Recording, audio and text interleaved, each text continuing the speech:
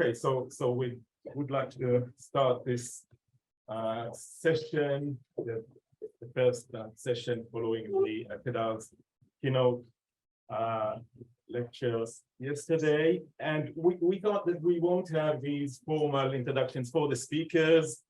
You will have the biographies of all of the speakers sent around soon. But our two speakers are Milka Levy-Rubin and Zimo today, and what we thought we should start with is really talking about the non-Latins. I think that often we neglect this very important part of the history of the Latin East, and that has to do, I think, with the tradition of our field, as well as with the skills many of us have in our studies. I mean, traditionally, most of the people who deal with the Crusades and the Latin East are people who come from European history and learn French and Latin rather than Arabic, and so on. So we think that it's important to start with paying attention to the non-Latins. And another important thing is has to do with the theme of continuity and change, because I think that often we start the history in 1099, and that of course makes absolutely no sense, because if you don't know, understand very little about what's going to happen after 1099. So these are the reasons that we thought that it would be very important and useful to start with Milka's talk on the communities of the Holy Land in the early Muslim period, and then with Anne Zimo speaking about the relations between the Latins and the Muslims. So we look forward very much to hearing both of you. Thank you. Thank you, Yoni. And we're here to take part in this workshop, especially as in the beginning of my studies, I was trained as a medievalist, and actually I was a junior historian of the Crusades for a little while. And I had the privilege of studying with Professor Kedar, and well, so I still have a soft spot for Crusader study.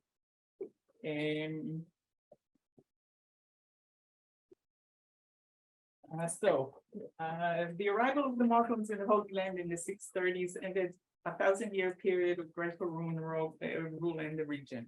It was a time of great vicissitudes that ripped apart local society. These rips and tears were to be stitched together again, creating a new and vastly different culture and society. What was the face of this society that the Franks encountered upon their arrival in the Holy Land? What communities was it composed of? What was their religious, cultural, and linguistic identity? And what were the relations between the various groups? A snapshot of these communities as viewed through the eyes of a European visitor is provided in the well-known text describing the local communities in the Holy Land, which appears in the Tractatus de Locis and Sanctateria Jerusalemitanae, written in the last 2 decades of the First Kingdom of Jerusalem, between 1168 and 1187. A critical edition of the text, which was in its turn copied by others, the text was published by Kedar in the Crusades and their sources. And I'm just relating to the second section here. Some of them are Christians and some are not. Under the heading of some are not are in fact included all Muslims, Jews, and Samaritans, all of which are established communities in the Holy Land. This is the only mention of non-Christians in the treaties, a fact that immediately exposes the partiality of the sources, as it virtually excludes substantial communities. Among the Christians, the Franks, also called Latins, come first, of course, but I'll skip these with your permission.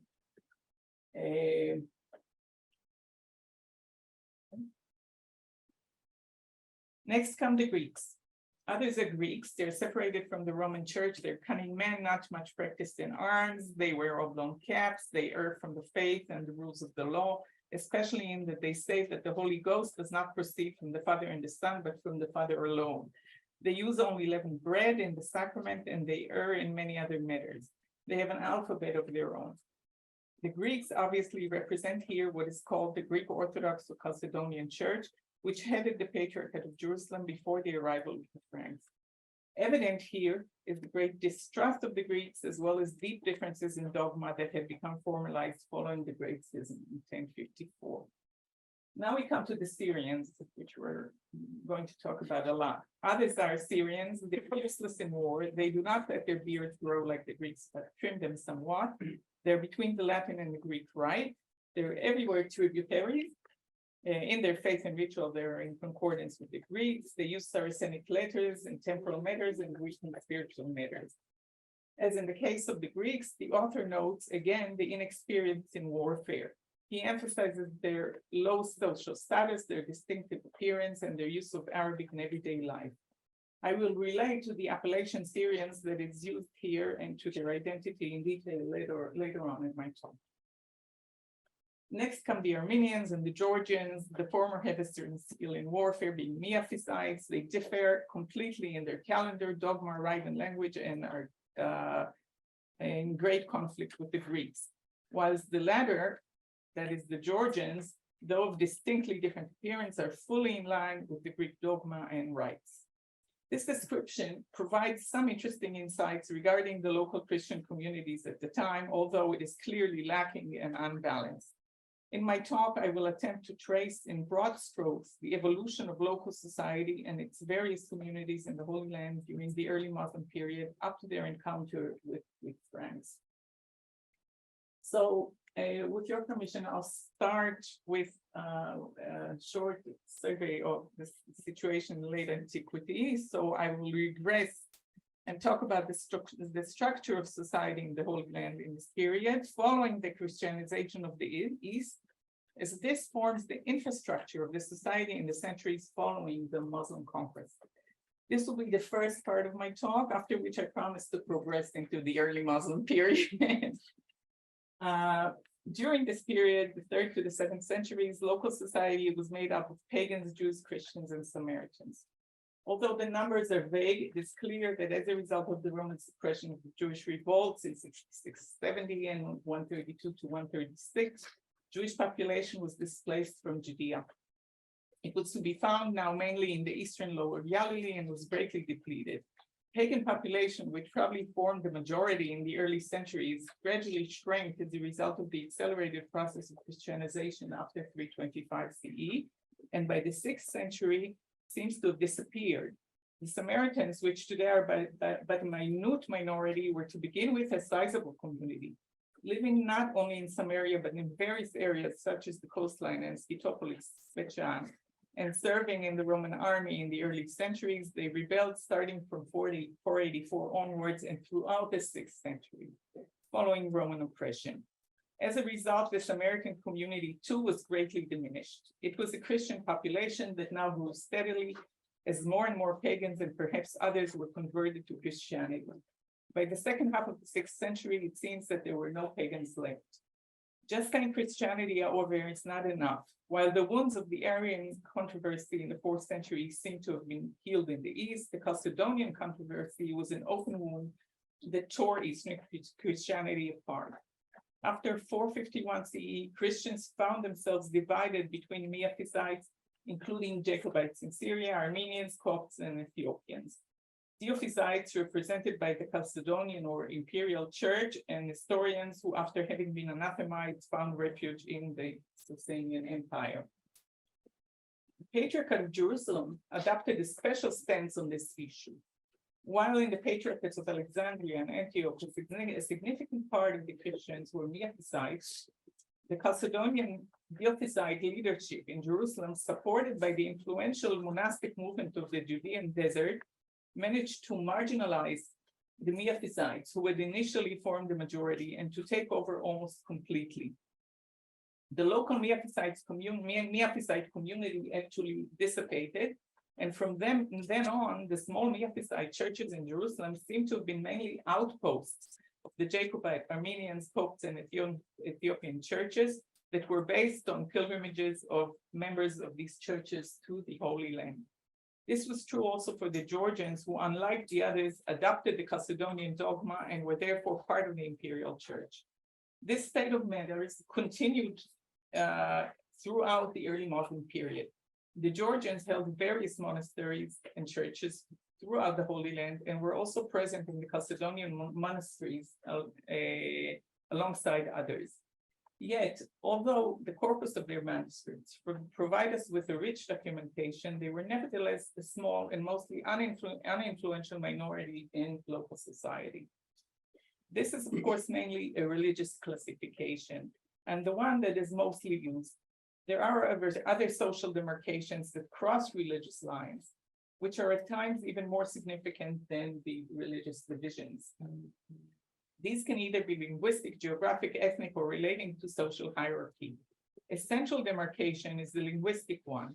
While the inhabitants of the region had spoken for many centuries Semitic languages, first and foremost Aramaic, the arrival of the Hellenic culture brought with it a deep penetration of the Greek language and culture from the end of the 4th century BCE onwards.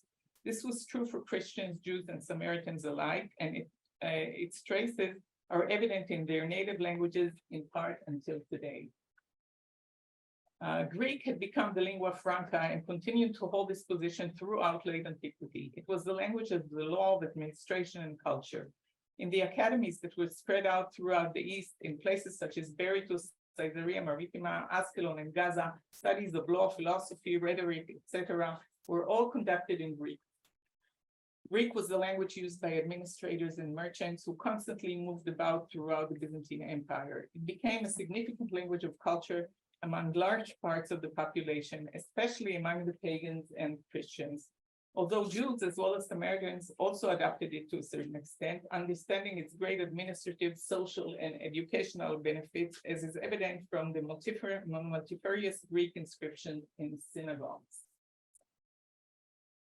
The role of the Greek language was greatly enhanced and bolstered by the Chalcedonian Church, where Greek had become the language of liturgy, as well as theological writings, homilies, church councils, etc. One needs to add that there is a live discussion as to whether in Palestine, the Greek language was also an everyday spoken language, as opposed to Aramaic, which was widely spoken by the local population amongst all groups. The use of Greek, therefore, was a social demarcation that crossed religious borders. The lower strata continued to speak first and foremost dialects of Aramaic. These are the Christian Palestinian Aramaic, which we call CPA, and Jewish Aramaic and Samaritan Aramaic. While all three dialects exist in writing, it is evident that amongst Jews, Aramaic, the language of the Palestinian Talmud, was by far the most important language of culture and speech. Samaritans too spoke Aramaic. Amongst the Christians, the situation was much more complex. As noted above, the church adopted Greek as its main language, using it as a vehicle to spread Christianity throughout the East. This was effective enough amongst the upper strata. However, within the Chalcedonian Imperial Church, there were vast populations to whom Greek was irrelevant. In the three provinces of Palestina, there were large sectors that spoke Christian Palestinian Aramaic, CPA, and were not versed in Greek. For these, the leadership had a multitude of liturgical, hagiographic, and theological texts translated from Greek into CPA. And many of these translations are still to be found in St. Catherine's Library to this day, many as palimpsests. It is important to note that CPA is called by contemporaneous sources Syriac, a term which is nowadays used for a dialect of Aramaic that was used mainly in the area of Mesopotamia by the Jacobite or Western Syriac Church and the Nestorian or Eastern Syriac Church. The use of the term Syriac in the ancient texts is therefore often a source of confusion, as it can refer either to Syriac Miaphysites or alternatively Nestorian communities and the Eastern Syriac dialect of Aramaic, or to the Western dialect, including speakers of CPA who belong to the Imperial Chalcedonian Church. So this is something you have to be aware of when you see the term Syrian or Syriani. This dichotomy amongst Greek and Aramaic speakers in the Patriarchate of Jerusalem is well exemplified by a paragraph included in the travelogue of the pilgrim Egeria, who visited the Holy Land between 382 and 384. In her description of the Easter liturgy in the Anastasis in the Church of the Holy Sepulchre, she says, "In this province, there are some people who know both Greek and Syriac. but others know only one or the other. The bishop may know Syriac, that is, she refers here to CPA, but he never uses it. He always speaks in Greek and has a presbyter beside him who translates the Greek into Syriac, so that everyone can understand what he means. From Agaria's words, it is evident that while the Syriac, that is CPA, was prevalent, it was nevertheless considered of inferior status to the Greek. Another language that was spoken in the area was Arabic. Although marginal in this period, it will play, of course, the main part in the upcoming part of this talk. Arabic was spoken amongst Arab tribes that were present in the southern and southeastern margins of Palestine. These were to be found mainly in the Negev, in Transjordan, among Nabatean Arabs located in Petra and its surroundings, and other Arab tribes that had settled in the province of Arabia. The most famous of which were the Japhnids, known also as the Rassanids, who, like other Arab tribes, became allies foederati of the Romans and served as garrisons along the southern borders of the empire. All of these tribes gradually converted to Christianity from the 4th century onwards. At the time of the arrival of the Muslims, there was already a significant group of practicing Arab Christian in Palestine. Cyril of Skytopolis, the historian of the monasteries of the Judean desert, describing the conversion of an Arab tribe in the 5th century, says that they were no longer Agaranians and Ishmaelites, but now descendants of Sarah and heirs of the promise, hinting at the popular etymology for the term Saracenic. According to him, they were men who had formerly been wolves of Arabia, but had then joined the rational flock of Christ. An important point is that in contrast to the other languages used by Christian communities, including Greek, Aramaic, as well as Armenian, Georgian, and Coptic, Arabic began to be written only around the mid-6th century. Thus, in a sense, this was in fact a mute Christian community that had no liturgical and religious texts of its own, and dependent on text and liturgy in other languages or on an oral translation. On the eve of the Muslim conquest around 630 CE, we have in Palestine a large Christian Chalcedonian community made up of Greek-speaking leadership, a large community of CPA speakers, and a small Arabic-speaking community.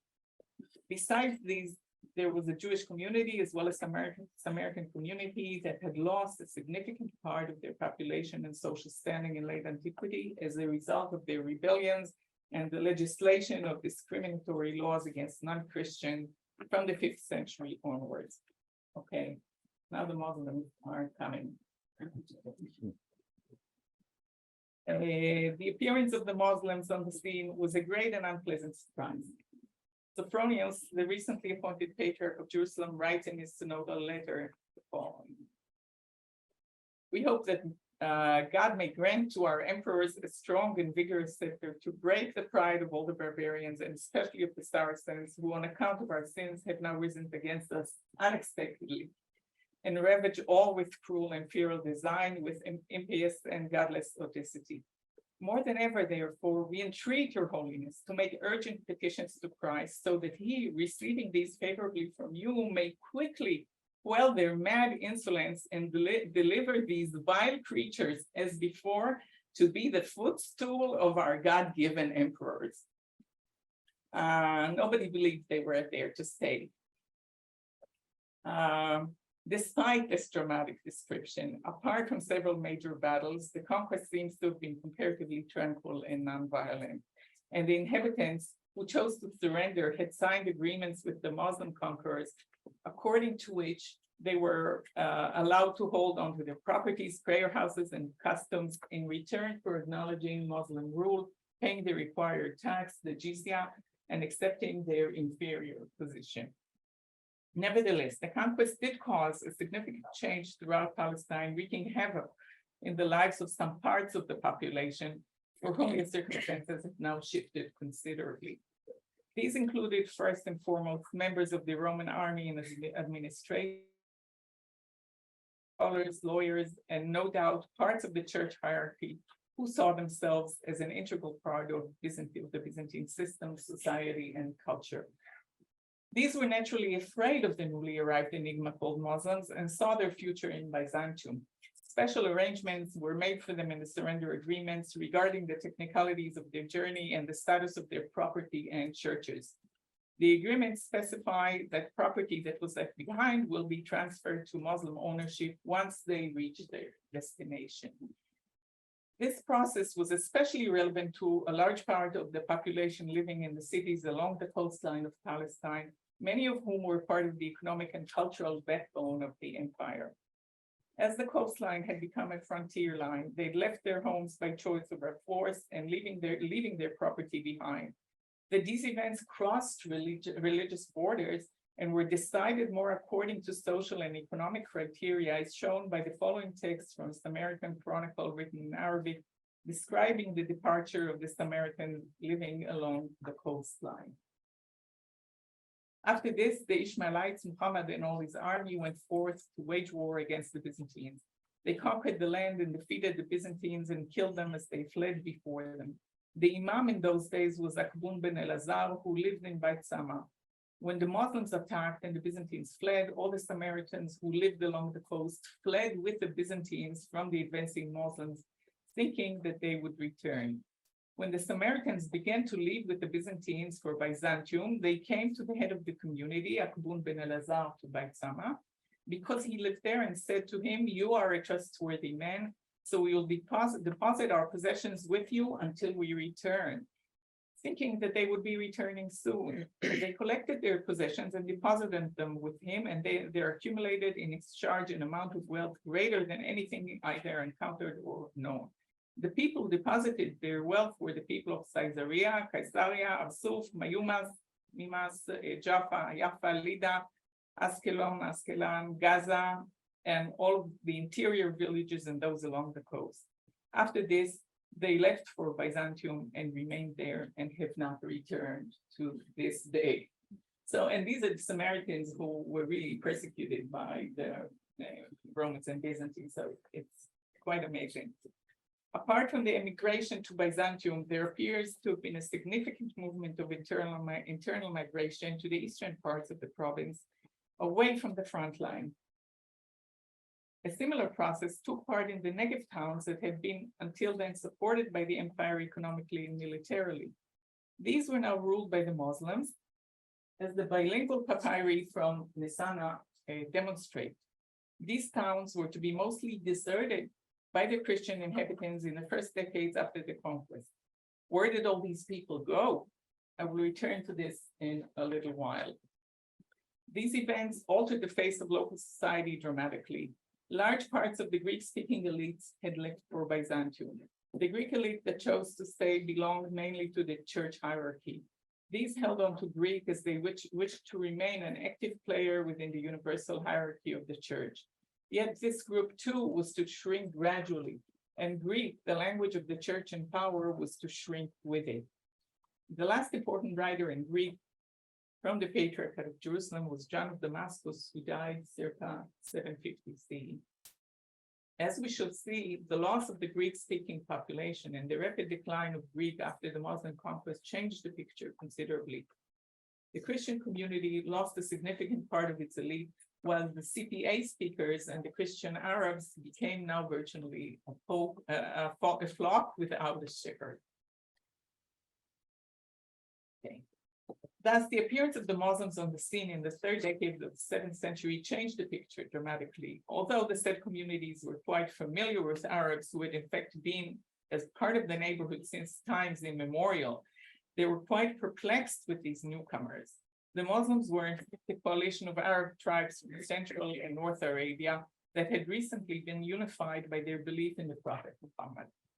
This was quite a surprise for the Byzantine Empire as well as for the population, who had been used to dealing with the tribes who until then were often in a state of rivalry and competition.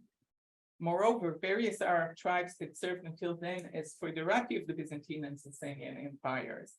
They were not conceived, therefore, as a significant threat to the empire. This is the reason for the great surprise. I will not go in here into the extensive, ongoing, vibrant discussion among scholars over the date and process of the crystallization of Islam. What is clear is that it was a newly formed religion which began its way with Muhammad's immigration, Hijrah, from Mecca to Yathrib, later called Al-Madinah in 622 CE. By 632, Muhammad had already died, and by the end of the same decade, the whole East had been conquered by his successors.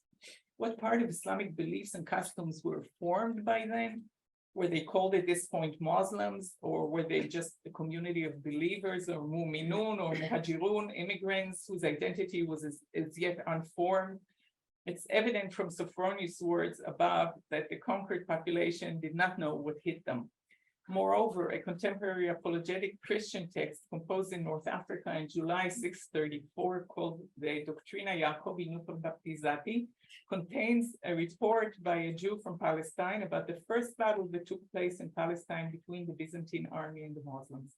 The testimony reflects the apocalyptic atmosphere at the time and the very vague and limited knowledge about the religion of the new conquerors. So when the candidatus was killed by the Saracens, I was at Caesarea and I set off on a boat to Sikamina. People were saying that the candidatus had been killed and we Jews were overjoyed. And they were saying that the prophet had appeared, coming with the Saracens, and that he was proclaiming the advent of the anointed one, the Christ who was to come. I, having arrived in Sikamina, stopped by a certain old man, well versed in the scriptures, and I said to him, "What can you tell me about the prophet who had appeared with the Saracens?" And he replied, groaning deeply, "He's false, for the prophets do not come armed with a sword." Truly, there are works of anarchy being committed today, and I fear that the first Christ to come, whom the Christians worship, was the one sent by God, and that we instead are preparing to receive the Antichrist. Indeed, Isaiah said that the Jews would retain a perverted and hardened heart until the earth should be devastated. But you go, Master Abraham, and find out about the prophet who has appeared. So Abraham, inquired and heard from those who met him that there was no truth to be found in the so-called prophet, only the shedding of men's blood. He says also that he has the keys of paradise, which is incredible. So this is what they know about Islam, and Islam is a great enigma. No. And he comes from Palestine, Islam was an enigma, yet the liberal and undestructive policy of the Rashidun, the first four caliphs, and their Umayyad successors between 660 and 749 seems to have mitigated somewhat the fears and incertitude of the local population. And so, mutatis mutandis, the life of the local communities who remained in the Holy Land continued without dramatic disruptions. Moreover, during this period and into the 9th century, many Christian communities continued to build new churches and to expand and renovate their churches. It should be remembered that the Muslims at this point were a meager minority, surrounded by an old established Christian community whose countless churches and holy places challenged the young Muslim religion's newly achieved dominance. Yet at the same time, the newly formed Muslim community was slowly but surely striking deep roots in the Holy Land. The term Holy Land, Al-Muqaddasa, is mentioned in the Quran in Surah 521. "O my people, enter the Holy Land which Allah has destined for you, and do not turn back, or else you will become losers." Yet, these are Moses' words to the children of Israel. It is not clear to what extent the land was considered holy in Muslim eyes during the 7th century. However, by the 8th century, it was clear that unlike various other conquered regions by the Muslims, the Holy Land was given a special status in Islam. One site that is closely linked to the process of sanctification of the Holy Land is the Temple Mount. In late antiquity, the Mount continued to be revered by Jews who were allowed by Christian authorities to visit it once a year on the 9th of the month of Ab to lament its destruction. The Christians, on the other hand, made sure to keep it in ruins and to degrade and contaminate it. Many of the Muslim traditions, starting as early as the 8th century regarding Jerusalem and the temple, that are found in the literature of the praises of Jerusalem, Beit el-Maqdis, correspond with traditions of Jewish origin and side with the Jewish viewpoint. They present the Muslims as coming to avenge the honor of the Temple Mount that had been abased for centuries by the Christian Roman Empire. The famous 10th century Muslim historian Muhammad ibn Jarir al-Tabari cites the following early Muslim tradition. The Romans, Rum, attacked the sons of Israel. They were given victory over them and buried the temple. Then they were given another victory, but they did not attend to the temple until the Persians attacked them. The Persians oppressed the sons of Israel. Later, the Byzantines, the Rum, were given victory over the Persians. Then you came to rule. God sent a prophet to the city, buried in rubbish, and said, "Rejoice, O Jerusalem," and using the term Urushalem, which is like Yerushalayim, not the usual term in Arabic. El Farouk, that is the second case, Omar ibn al-Khattab, the conqueror of Jerusalem, will come to you and cleanse you. Another prophet was sent to Constantinople. He stood on a hill belonging to the city and said, "O Constantinople, what did your people do to my house? They ruined it, presented you as if you were similar to my throne, and made interpretations contrary to my purpose. I have determined to make you one day unfortified and defenseless. Nobody will seek shelter from you, nor rest in your shade. I shall make you unfortified at the hands of Banu al-Kader, Sabah, and Wadan." The latter names refer to the Arab tribes mentioned by the prophet of Ezekiel. Moreover, various important scholars maintain that the Umayyad Caliph, Abdul Malik ibn Marwan, who built the Dome of the Rock in 691 to CE, conceived himself as a Davidic Messiah who is rebuilding Solomon's temple, and that in its early years, the ceremonies that were conducted in this unique monument bore many similarities to those of the Jewish temple. And moreover, that Jews, in fact, took part in them. An early tradition in the praises of Jerusalem literature, Fadail Beit al-Maqdis, testifies to the link of the Dome of the Rock to Judaism before its disassociation from it. Okay, this comes from Ka'b al-Akhbar, and the generation of the prophet. It is written in one of the holy books, Yerushalayim, which means Jerusalem, Beit al-Maqdis, and the rock, which is called the temple, Al-Haikal, using the Hebrew word for temple, Haikal. I shall send to you my servant, Abdul Malik, who will build you and adorn you. I should surely restore to Beit al-Maqdis its first kingdom, and I shall crown it with gold and silver and gems. And I should surely send to you my creatures, and I should surely place my throne of glory on the rock, since I am the sovereign God, and David is the king of the children of Israel. There were two additional political reasons for the building of this monument. One was the need to compete with the numerous churches in Jerusalem, specifically the Church of the Holy Sepulchre. The other is the political competition between the Caliph Abdul Malik and his rival in Mecca, Abdallah ibn Zubayr, which drove Abdul Malik to build in Jerusalem an alternative religious center. Interestingly, there is no evidence that ties this extravagant and unique monument to a specific Quranic passage or early Islamic tradition. And there are Quranic passages there, but nothing that is tied specifically to Jerusalem. The distinctly separate Muslim tradition tying this precinct directly to Muslim tradition was formed only in the beginning of the 8th century, when the Mosque of Al-Aqsa was built, at which time the site was linked to Surah 17:1. Holy is he who carried his servant by night from the holy mosque that is Mecca to the furthest mosque, Al-Aqsa, whose surroundings we have blessed that we might show him all our signs. Until then, it was believed that the furthest mosque was in heaven, in Mecca, or elsewhere. There was a discussion, it was not agreed upon. Yet, after a political skirmish, the tradition that the furthest mosque is to be identified with the mosque on the Temple Mount, and that it is the third holiest place in Islam after Mecca and Al-Medina struck roots.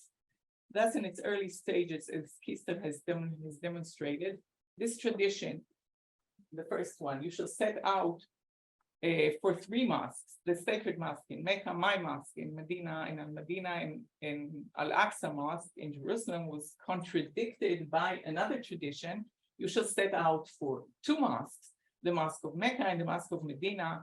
This is a tradition that later vanished. So it's evidence of the discussion, the argument over this. The building of the Dome of the Rock and a bit later, the Al-Aqsa Mosque was a clear sign that the Muslims and the rulers, to use Chase Robbins's words, were now laying permanent claims to the land.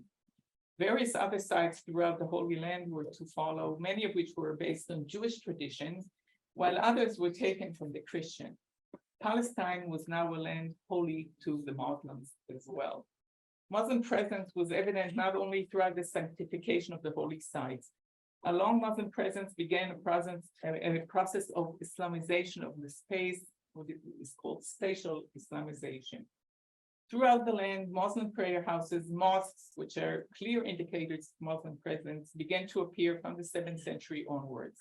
About 250 years later, the geographer Elistachli, around 900, notes that there are 20 Friday or congregational mosques, jamis, in Palestine. A similar number of jamis appears in Al-Muqaddasi's description in 984 CE. In addition, small mosques were being built beginning from the 7th century onwards. And more such mosques are being discovered in archaeological excavations. The last one, very impressive, is the one in Rahat, the one on the upper left. If we draw a map of the congregational mosques, the jami, and the small mosques put together, we find that the main areas of Muslim settlement are those of Jerusalem, Mount Hebron, the coastline, Tiberias, Nablus, Baisan, Transjordan, and Northern Galilee. A special word about the coastline. Having been vacated by a large part of the Christian population and having become a dangerous frontier zone, the authorities settled Muslims, some of whom were brought in specifically for this purpose, in the towns along the coastline. These towns were given a special status and were called the marine frontier, Athur al-Bahriya, and the settlers there were considered zuhad, or pious, or pious men or ascetics. Another important Muslim stronghold was the city of Ramla, built in 715 CE, which became the administrative center of Jewish Palestine, of the province of Palestine. It was, however, not exclusively Muslim and comprised Christian, Jewish, and Samaritan population as well, as did other large cities. The settlement map. This settlement map fits in general with the list of holy places compiled by the Muslim geographer Al-Muqaddasi in the 10th century. You can see those in the purple. The mosques are in the green and the light pink. If we merge this map with the Christian presence in the Holy Land, we can perceive that the Muslim lacuna in the areas of Western Galilee and Judean lowlands, where there was a significant Christian majority, and in the Eastern Galilee, which was an area settled by Jews. Thus, apart from large mixed cities such as Jerusalem, Ashkelon, and Tiberias, Muslim settlements and holy sites are not located in areas settled and sanctified by a Christian. It should be stressed that many churches that are active in the early Muslim period are not shown here. What the crosses are just bishoprics, so there are obviously many more churches. Yet the Christians were not immune. Already in the Umayyad period, there is evidence that the Muslims encroached upon Christian churches. Thus, the Muslims came to pray in Mary's tomb in Gethsemane and even confiscated parts of churches, as in the case of the Church of the Baptisma, Mary's resting place on the way to Bethlehem, where they built a mihrab, a Muslim prayer niche. Although this is not a widespread phenomenon in the beginning, by the 10th century, we're told by Eutychius, the Melechite patriarch of Alexandria, in his history of the church, that the Muslims have now broken Omar's obligations in the two most venerated sites. The first was not to build an additional mosque in Jerusalem and to the one on the Temple Mount. That's according to Eutychius. And the second, to allow only individual prayer in the Church of the Nativity and to abstain from the Adhan, the Muslim call to prayer. And this is what he says. In our days, the Muslims broke the agreement of Omar ibn al-Khattab, but they tore out the mosaics from the vault and wrote there whatever they wished and congregated there for prayer. They did the same on the step and the entrance to the Church of Mount Constantine, the Basilica of the Holy Sepulchre, where Omar prayed, and they seized half of the narthex of the church and built there a mosque called the Mosque of Omar. Jews and Samaritans were even less fortunate. Various areas that had previously been Jewish, such as southern Mount Hebron, were taken over and synagogues were converted to mosques. Two examples on the slide of Shamoa and synagogues. Various Samaritan settlements in Nablus and in Samaria in general had by the 9th century been settled by Muslims who gradually pushed aside the meager Samaritan population. Both Jewish and Christian settlements in the Galilee diminished from the 9th century onward. A favorable exception from the Jewish viewpoint was the permission given to them by the Muslim authorities a short time after the conquest to return to Jerusalem. This change launched the reestablishment of the Jewish community in Jerusalem after more than 500 years of absence. And in the 9th century, the Yeshivat Eretz Israel was called again like the center of the Jewish center in Palestine, was moved from Tiberias to Jerusalem. We thus witness here a dominant process of spatial Islamization, one that reflects the growing Islamic presence in the Holy Land. Spatial Islamization went hand in hand with two other processes that will change the face of all the non-Muslim communities in the Holy Land: Arabization and Islamization. A few words about big subject, the status of the non-Muslim communities, which is basically based on Quran 929, which gives the people of the book, that is Jews, Christians, Samaritans, and then Zoroastrians, not relevant to Palestine, the choice between converting to Islam and paying the jizya, a special tax is imposed upon them, and accepting their humble and inferior status. Fight against those who do not believe in Allah and in the last day, and who do not consider unlawful what Allah and His Messenger have made unlawful, and who do not adopt the religion of truth. From all of this relates to those who were given the scriptures. Fight until they give the jizya willingly while they are humble. Non-Muslims who accepted Muslim rule under these conditions were called protected people, or al-Dhimmi. Gradually, probably from the mid-8th century onwards, a set of more stringent regulations called Shurut Omar was established. These regulations regulated the activities of the non-Muslims in the public sphere, setting a special dress code, differentiating them from the Muslims in their outer appearance, depriving them of status symbols, and minimizing their presence in the public sphere. It must be noted that although this set of rules was formalized probably around 800 BCE, 800 CE, its application in reality depended to a great extent on the decision of the caliphs and local rulers. In addition, it should be emphasized that as agreed in the initial surrender agreements, the religious communities were in fact accorded autonomous rule. As long as it did not affect the Muslims, they were allowed to go on living according to the customs of their ancestors, their milal wa shara'i, and to hold on to their communal institutions. In the following paragraphs, I will relate to the process of Arabization and Islamizations that affected all non-Muslim communities following the Muslim conquest. So we'll start with Arabization, which is the process through which significant parts of the non-Muslim community shifted to Arabic, both in speech and writing, and adopted various Arab customs. This was one of the outstanding characteristics of what is now called the Melekite or Malik king, that is the imperial Macedonian church under Muslim rule. Arabization was not unique to Palestine and occurred throughout the Eastern churches in Egypt and Syria as well. This happened gradually in Egypt, where the Coptic Church continued to use Coptic up to the 11th century, and amongst the Jacobites in Mesopotamia, the Nestorians in the former Sasanian territories, both of whom continued to use Syriac until the 13th century. In the Palestinian Christian community, this shift occurred already in the second half of the 8th century. It was a vast and swift process. One of the earliest examples for this is a manuscript from Mastaba containing hymns from the Easter liturgy in Arabic, already in the 8th century. Conducting such a fundamental part of the liturgy in Arabic was undoubtedly done as a result of a demand for it. That is, there must have been a significant Arabic-speaking community for whom this translation was made. During the 9th century, many other texts written in CPA were translated into Arabic in Marsaba, St. Catherine's, and elsewhere in Palestine. The astounding phenomenon is that in addition, many original theological, hagiographic, and hagiographic texts were now being written originally in Arabic within the Christian communities. On the other hand, the use of Greek shrank in Palestine from the mid-8th century onwards to a minimum and continued to be in use only among the shrinking Greek hierarchy.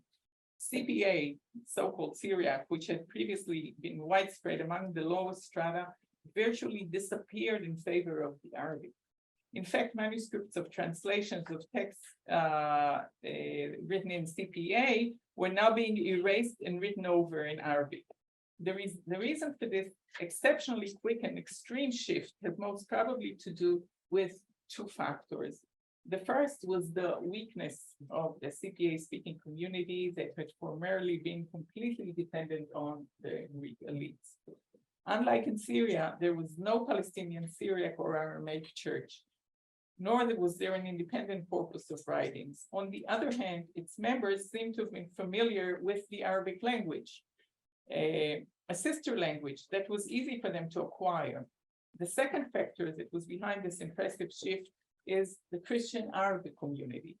Following the departure of the Greek elites, Christian Arabs with a new script at their disposal, and now having the advantage of speaking the Reichssprache, the language of the rulers, were now at an obvious advantage.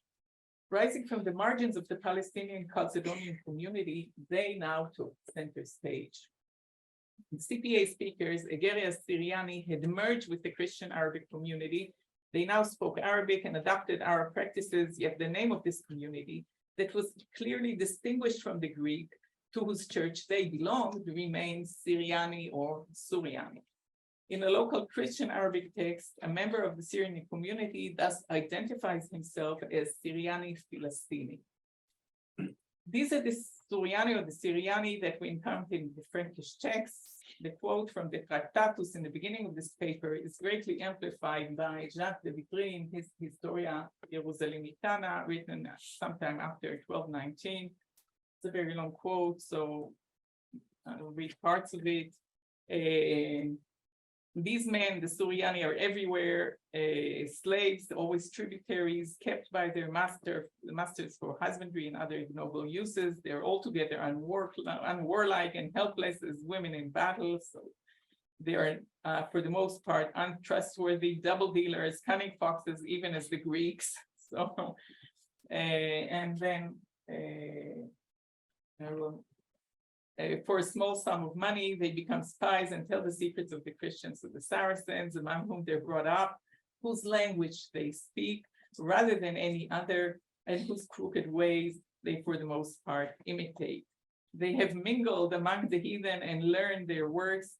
They shut up their wives after the Saracen fashion and wrap up both them and their daughters with cloth, that they may not be seen.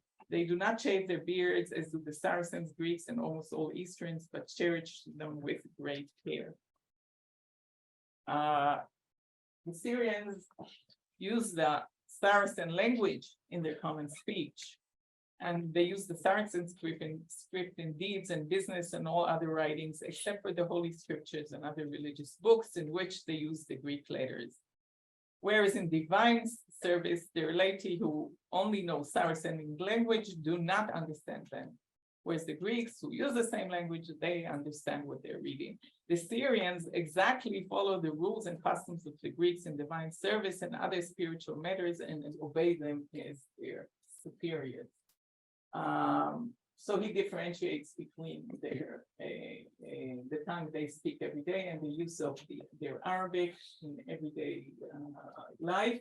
And the Greek liturgy, although we definitely know that except for central places like the Church of the Holy Sepulchre and other places, there was a lot of Arabic liturgy going on also. Under Frankish rule, in fact, the Syriani had a separate court called the Cour des Syrians that was headed by the Rais, or the head of the community or city.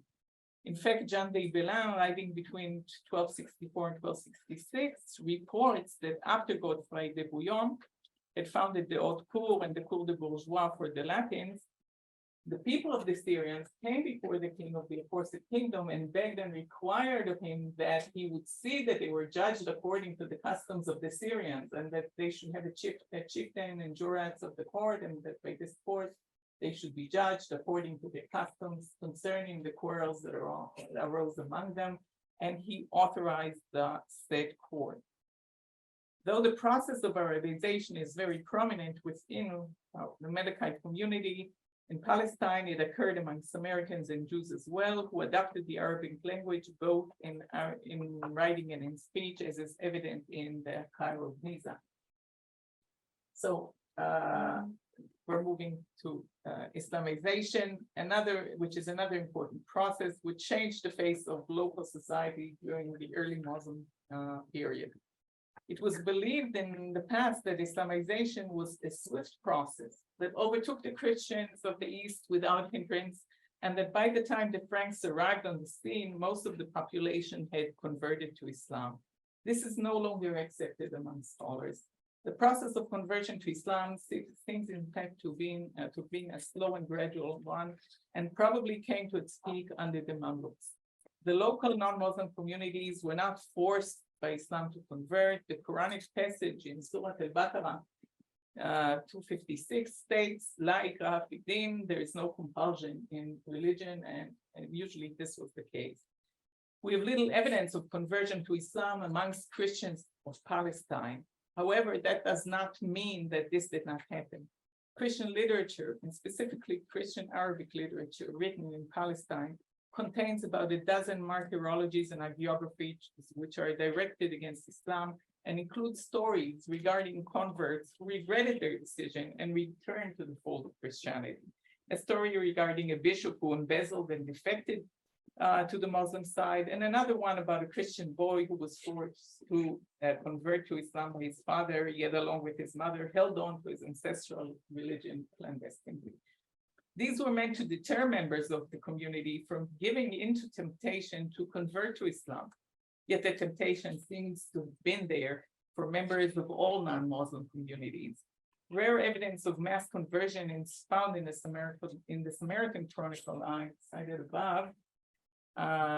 In one case, a Muslim rebel who hated the Samaritans wanted them to abandon their religion in favor of his own, punished them, and filled the prisons with them, men, women, and children. As a result, many people abandoned their religion. Still many others showed endurance and patience until relief came from God, and he sent mercy because he is merciful and benevolent.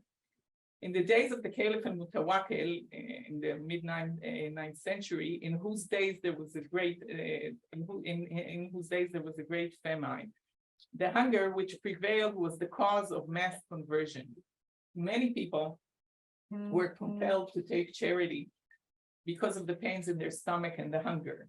How many people left their faith as a result of the terrible rise in prices and because they were exhausted by the jizya? Many sons and families who left the faith were lost. From this and other examples, one may surmise that the greatest motivation to convert to Islam was shirking off the burden of the special tax, the jizya, which was especially heavy and insupportable at times of crisis. It was, on the other hand, communal cohesion, which often stood in the way of conversion. So now we come to the conclusion. The various communities in the Holy Land, each of them separately and altogether as an integrated society, went through an intensive process of change, starting with a massive process of external as well as internal immigration, both of which continued throughout the period, peaking especially in troubled times. It then had to adopt a new ruling elite, which brought with it a new religion, an extensive lingual change, and a drastic change in social order. Though comparatively non-violent, it's part of processes of special Islamization, Arabization, and Islamization that changed the face of the local society and its community drastically. All this said and done, we need to remember that despite of the above vicissitudes, the non-Muslims remained nevertheless a majority in many cases, and that the Muslims often felt outnumbered. This is well represented by two Muslim writers. The first is Muhammad ibn Ahmad Shamsuddin al-Muqaddasi, a Jerusalem-born geographer writing towards the end of the 10th century. And in his detailed description of Jerusalem, he says the following: the Christians and the Jews are predominant here, and the mosque devoid of congregations and assemblies. This apparently is true for the rest of the country as well, as towards the end of his description of this region, he notes that learned men are rare, non-Muslims are numerous as are lepers, there is no respect for preachers, the Samaritans are to be met with all the way from Palestine to the Tiberias, but you will not meet either Magians or Sabaeans. And elsewhere, he says most of the assayers, the dyers, the cambits, the tanners in this region are Jews, while the physicians, the scribes are generally Christian. The predominance of the Christians here is evident. They control the most prestigious professions, they're physicians, on whom all are dependent in times of adversity, and holding high positions in the administration. They hold sway over the people in almost all public offices and capacities. And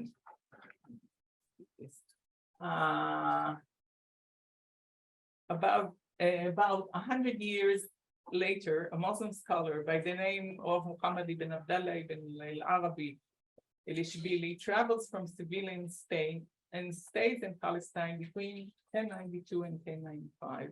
Ibn al-Arabi studies with Muslim scholars, ulama, in the coastline cities. We learn from him that the madrasas in Jerusalem were bursting with teachers, and the city was full of righteous and pious people. Now, there were 28 study circles, halakat, and 2 madrasas in Beit al-Maqdis, one belonging to the Shafi'is and the other to the Hanafis. In them were to be found many of the heads of the ulama and of the innovators, heterodox, the Muqtadiyah, that's the Muslims, as well as innumerable groups of scholars, akhbar of the Jews and Christians. Elsewhere, he notes that in Al-Aqsa, we would argue with the Karamiya, the Mu'tazila, the Mushabaha, and the Jews. The Jews had in it, in Beit al-Maqdis in Jerusalem, a scholar, Khabar called the Tusturi, intelligent among them and knowledgeable in their method. We debated with its Christians, and the land was theirs, tilling its estates, clinging to its monasteries, and visiting its churches. This is the situation upon the Franks' arrival. Muslim majority will in fact be achieved only during the Mamluk period. Thank you.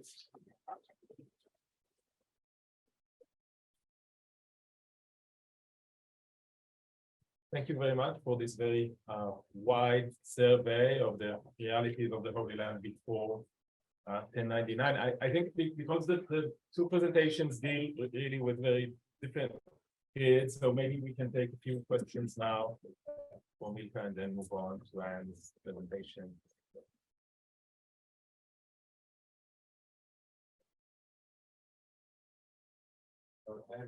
Okay. Thanks for your great presentation. I was wondering if you could talk a little bit more about the migration of the Palestinian Palestinian Empire. Sort of what are the reports we have about those? Do we have any idea of the numbers? Where did the loyalty come from to the British Empire, considering the conflict with brothers people, and after 30 years of Persian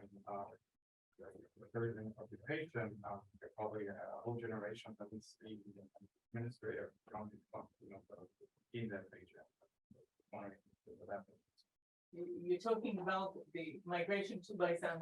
Yeah, after the and the reasons for it.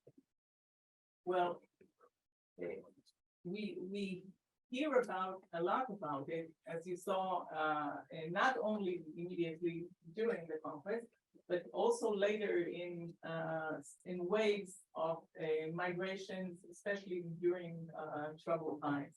And we learned from the surrender agreements of the cities that, there's a special clause that is set for those leaving. So apparently, it's, a common phenomenon that parts of the inhabitants of the city leave, and very often it is said that they're leaving for Umia, that is for Byzantium, and we have, actually areas in the cities that once these people migrate are handed over to the Muslims and become Muslim quarters.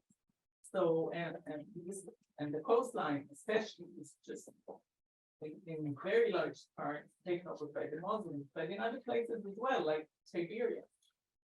Specifically that mentions this, and we hear that in the Agreement of Jerusalem, we hear about that in the Agreement of Alexandria.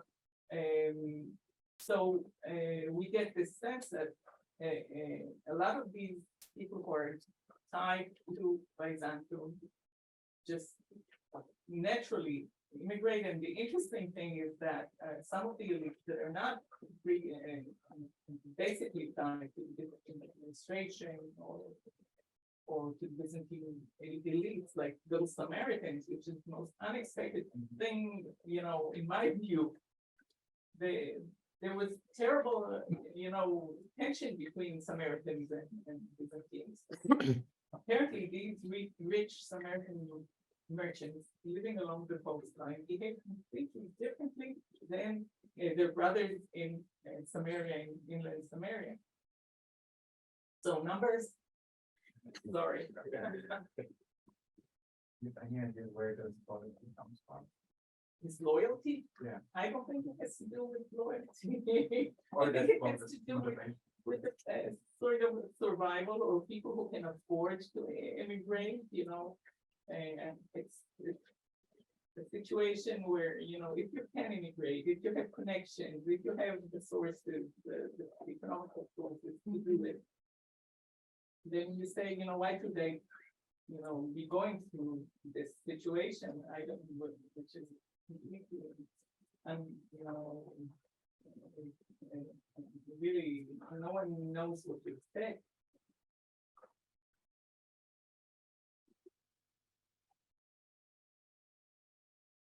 More questions? Yes. No. Go ahead. Thank you for the presentation. It was interesting, the fact that Latin language, was it exogenous language since the Crusader arrived, or was it used briefly in some liturgy, like in Jerusalem, before Crusade?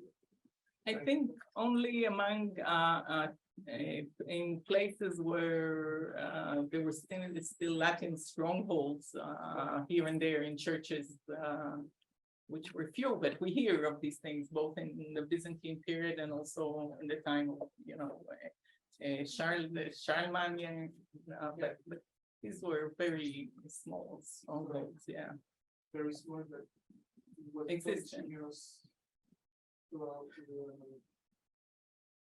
I confess I never checked, I never really tried to see if they were continuous, so that is whether the Franks actually encountered these, I can't recall right now. Check out. Well, two comments if I may. The first is that those who are familiar with this subject were probably struck by a source which is not known otherwise, and this is the continuation of Abu Fath, the Samaritan. And this source was brought to our attention by nobody else than Ilka Levi Rubin, and I think that such a thing should be spelled out, that here we have something really new, really important, and unknown until what, 20 years or so. This is my first comment. The other one is that we have here a problem. Al-Umari in the 1090s says, Ibn al-Arabi says that in the 1090s, the Christians are the majority, they own everything. And then Ibn Jubair in the 1180s says that invariably Muslims are everywhere. So there is a contrast here, which can be solved by assuming that there were regions in Palestine which had a Christian majority around Jerusalem, for instance, and other regions which had a Muslim majority. And this hypothesis was confirmed by the studies of Oniemi. As for your question, Michael McCormick published the text which surveys the Latin churches in Palestine, and there is some information also about the later history. It is after the 800s.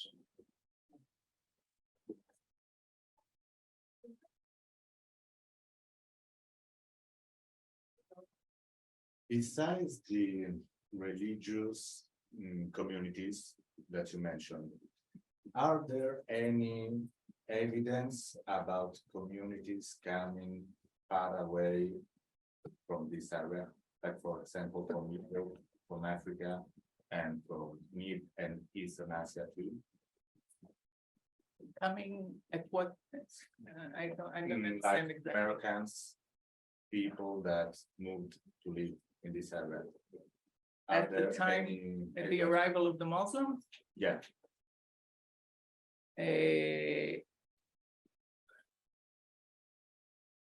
I don't recall specifically at this time tribes or groups from you're referring to North Africa. 'Cause mostly they come from Hijaz, from Arabia, and others, as I said, had already been in the area, but mostly are tribes that arrived from certain parts of Arabia. Some of them. no, I was south, thinking some- also if there were any communities that moved or Meccans that used to live and to pass in these areas. And if there are evidence in text, both Muslims, Christians. Yeah, we know that it's during the conquest, of course, all groups moved into the conquered territories.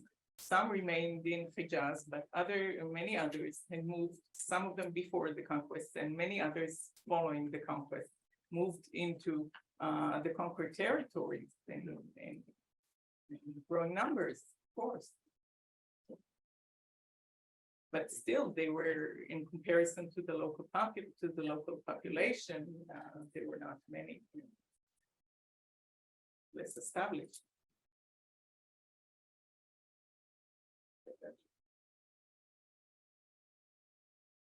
Thank you so much for the really interesting talk. I was wondering, I'm curious, especially after yesterday's talk, about the possibility of intermarriage between different communities. And I was wondering if you could say a little more about whether that possibility changed through that period, how the patterns of potential intermarriage shifted. Well, it was definitely unacceptable among the Christians and the Jews and the Samaritans. The Muslims allowed taking wives, but the children were brought up as Muslims. Yeah, but that's like those may be the rules. Do you think that in practice that those rules were followed consistently? I didn't come upon too many cases which I could really tell you this story, for example, of a father who converts to Islam and then his wife remains, but this is the story of conversion. His father is not Muslim to begin with. There are not too many examples of this, but you could also look into Uri Simonson's book, that has a lot about law among Christians regarding this situation. Common justice. Yes, but first of all, thank you very much, even for people who follow this somewhat. This is a very, very nice survey and they learned a lot too. So thank you very much. Just 2 or 3, if I may, observations. First of all, going back to the question of immigration, that we have to remember always that many of the Arabs in Saudi Arabia were in the Syrian desert. These are the ones who converted to Christianity, of course. Well, many of them were converted already to Christianity and were allowed to remain Christians. And in fact, I've met people from Jordan who claim to be descendants of those Christians. And so that's interesting. Whether it's true or not is an interesting another matter, but it's an interesting claim. So I think that some of the immigration, some of the Arabs moving into, let's say, more inhabited, whether it's in Mesopotamia or Upper Mesopotamia or Palestine or the coast, would have been Arabs from those tribes, not just necessarily from Arabia. Second of all, recently, Professor Moshe Sharon published, I think, his 7th volume of his corpus of Arabic inscriptions, and there's a whole slew of Christian Arabic tombstones from the early 10th century, and so that's another indication that people are writing in Arabic or other languages. And the last thing, and this ties in perhaps to what I'm going to talk about on Thursday, you mentioned here two madrasas. 35 madrasas were built under the Mamluks in Jerusalem. Now, Tawfiq Dadala and I have an ongoing conversation. How many of them were in existence in the 15th century? I believe that most of them were, maybe all of them were. So that means 30 madrasas, more or less, maybe 25, maybe only 20. But it compares well and just shows the trends of what went on in Palestine in over from the 10th, 11th century to the 14th, 15th century.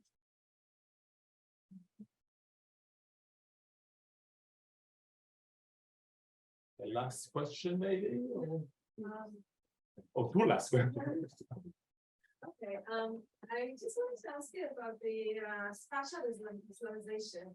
Is this a matter of interpretation when we look at these synagogues or churches that have been added with the mihrab, like the Qatis Mashur on the way to Bethlehem and the one from Susia that is a synagogue? So sometimes it's presented as a common and shared ground for common worship, and sometimes it's presented as taking over by the Muslims over the existing other religious shrines. So how do you see that? Yeah, good question. There is a tendency to present something which in my mind is often a bit too idyllic, and to say, you know, oh, they prayed together, wasn't it wonderful? And apparently it doesn't, I wouldn't think that the Christians would love this development. And it might be like in the case of the Church of the Nativity, where the Muslims established themselves in the southern nave of the Church of the Nativity. Now, you don't suppose that the Christians were very happy with it. They had to swallow this, but you know, so in a way you can say, yeah, they're worshiping together, or you can liken it to what's going on now in the cave of the Machpelah. I don't think, you know, the Muslims are very happy with it, and it's happening, you know, it's there. So Muslims, obviously, who arrive in these places find themselves very much interested and excited about Mary's tomb. So they go and pray in Mary's tomb, despite the fact that Muslim theologians are not very happy about this, but they go and pray there. And this is the same for the Katisma, which is also Marian site.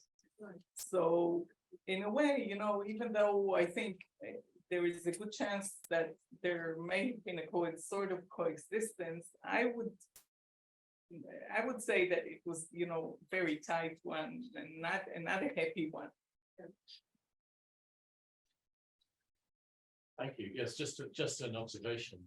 I think some of the questions that have been raised about Arabicization and Islamicization actually and some of the questions have been raised by you as well about, particularly about things like intermarriage.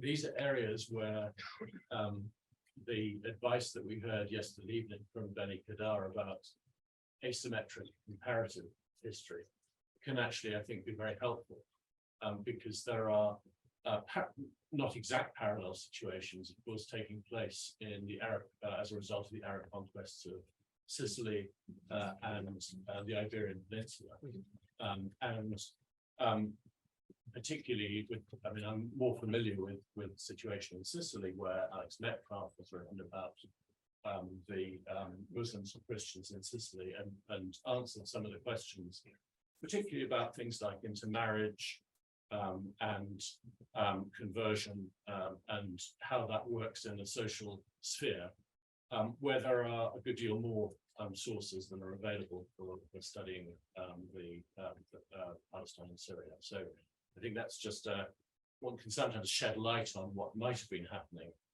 in this region by looking in comparison to others where there are more sources. Okay, so thank you for the, we'll have to move on, but we can. So thank you so much for the paper. Thank you all for the comments and questions. And I'm really eager to hear what Anne. So I have a PowerPoint, so we are. That's it, we say it. You wanna- We can just Yeah. move this This right? around. No, you don't need. I don't need this. You need this. And then there was also a handout. Did everybody get that? This one? Okay, so maybe till everything gets set, we'll have 5 minute break. Please be punctual.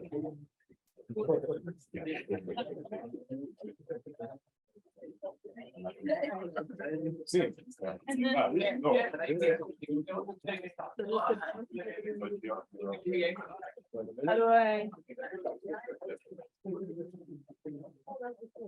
You good now? And then was, I had a handout. Yeah, I think I'm going to really well. Yes.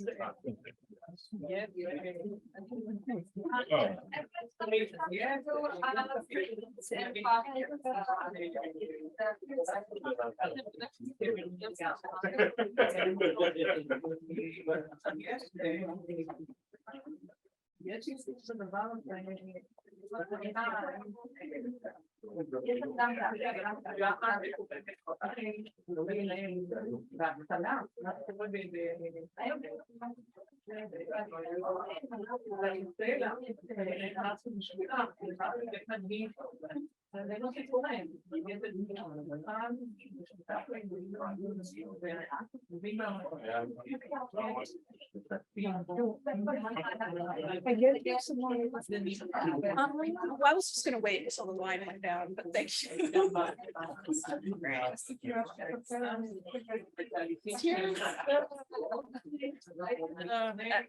Handout for people to get, but it's okay. I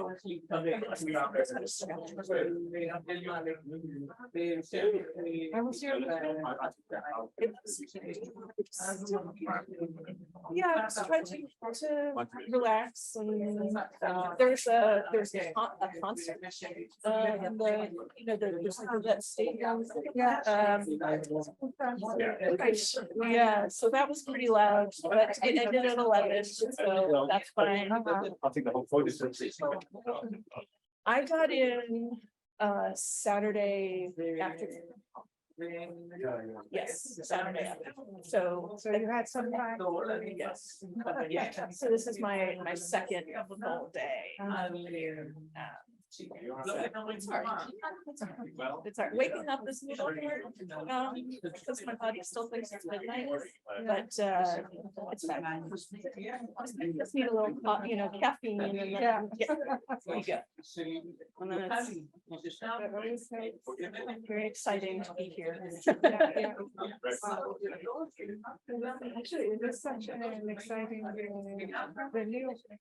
I think you wrote before the program was out, course out of program. I found, like, I was never signed. But I saw it on the website and I was, like, so that's how I found out. Yeah. Although maybe they were using the whole email. So I have to go back and check an email that I never check anymore and see if that's where all the information is. No, it came very late. Actually, I heard participate in all of it. Yeah. But I'm glad that I came for it. No, it's great. Yeah. And it's like, but yeah, and you know, it's funny, actually, I'm sorry that I'm missing the tour of Jerusalem. Because I know Jerusalem, but I never. a tour focusing specifically. Yeah. There's so many tours one can have of Jerusalem. I sometimes join conferences of the Islamic and sometimes of the Crusades, and sometimes history, and sometimes archaeology, and sometimes art history. And it's all a little different, right? It's all a little different, and you don't really have an established say there are period or medieval archaeologists. We don't have so many here. Like, we have a period of we're always part of something else. Okay, yeah. But they're important. They're mostly none. Yeah.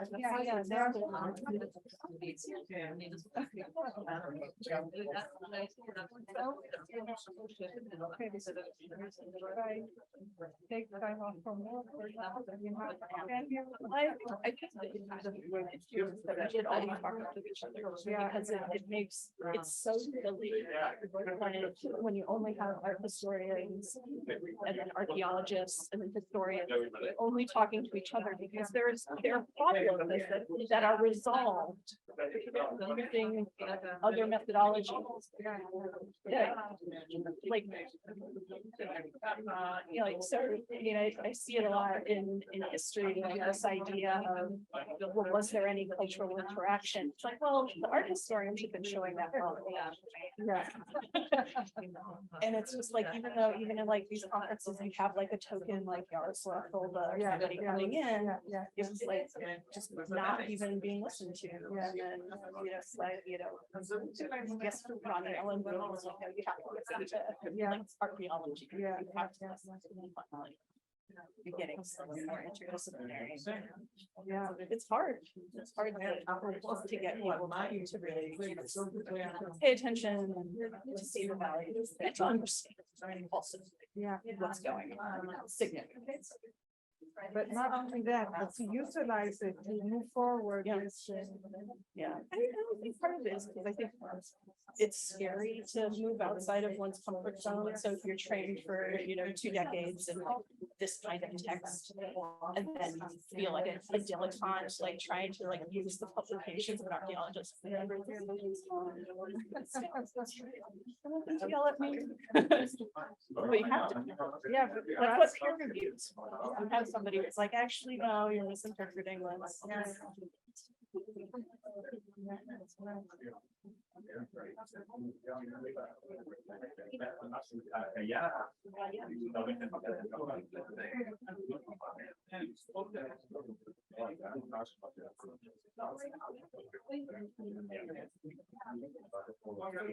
Are you here all day today, or do you have to leave?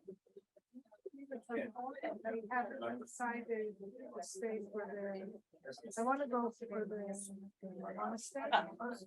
and after that I'll see, because then there's 1 hour. I don't understand how things work with the students. So it's like 1 hour. Yeah, I think we'll have meetings with students. I'll stay after that. Might be a convenient time to. Yeah. So I'll see. If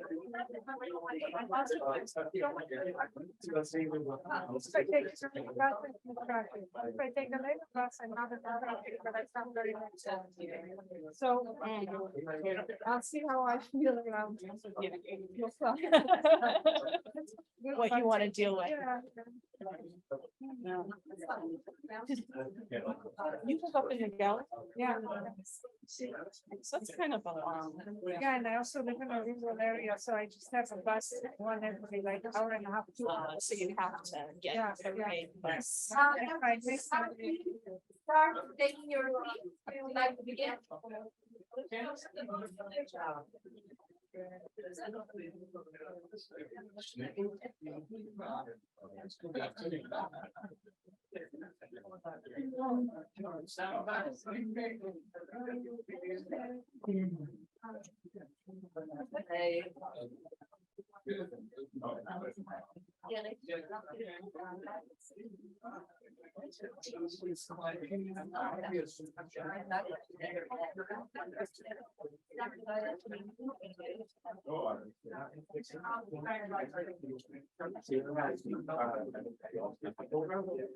My name's Tom Moore. I'm coming from St. Louis University. I feel like when I was, it was a long time ago, but I feel like when I was kind of looking at different programs, you were one of the people I emailed about, like, kind of like, I don't think we were taking students at the time. It depends on how long ago, but yeah, I'm in a department that does cap grad students. So, yeah, I wouldn't have been in the position to get anyone. This is back in 2017. Okay. Yeah, I might have directed you to my colleague in history, David Backrack, who's the host at New Hampshire. Yeah, how you like St. Louis? Oh, it's great. It's excellent. Yeah. Okay, can we, Large. I'm sorry, that the change is very slow, but we A lot do of need people to are reconvene because And then have to go to the Montessori course and And the library. there's a tight schedule today. Great library, yeah.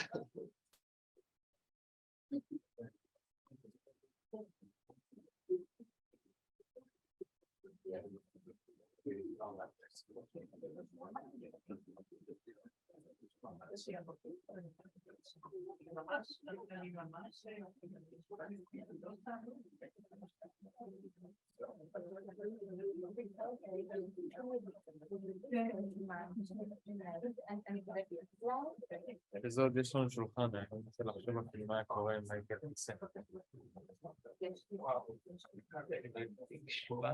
So, I'm very eager to hear the second paper for this morning by Anne. Thank you. So am I right? Nobody got my handout? Yes. Okay, all right. That's fine. All right.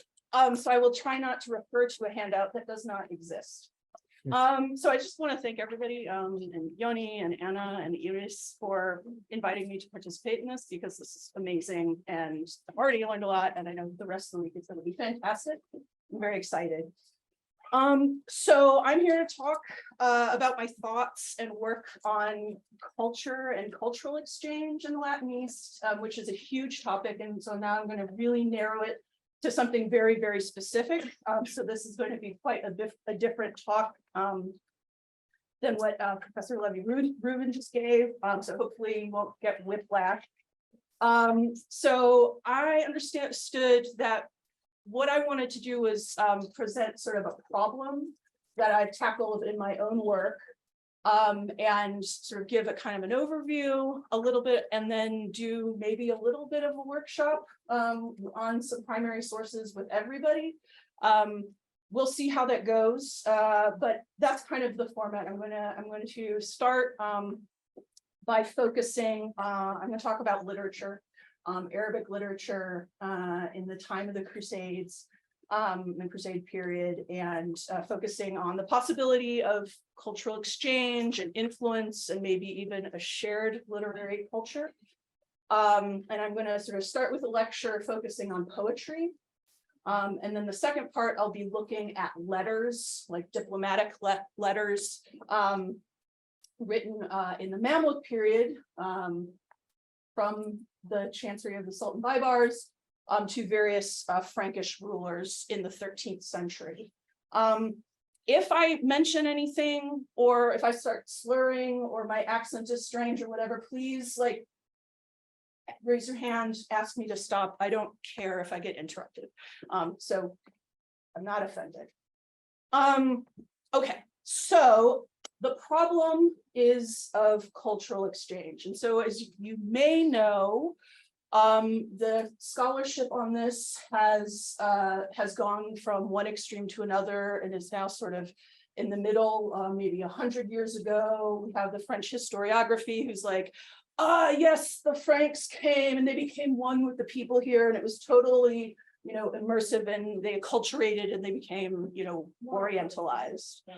And then sort of several decades later, it went the entire opposite extreme, where no, the Franks were an apartheid community. There was absolutely no contact with the local peoples. They were, you know, only looking to Europe. That's all they cared about. They didn't learn anything, and there was no exchange.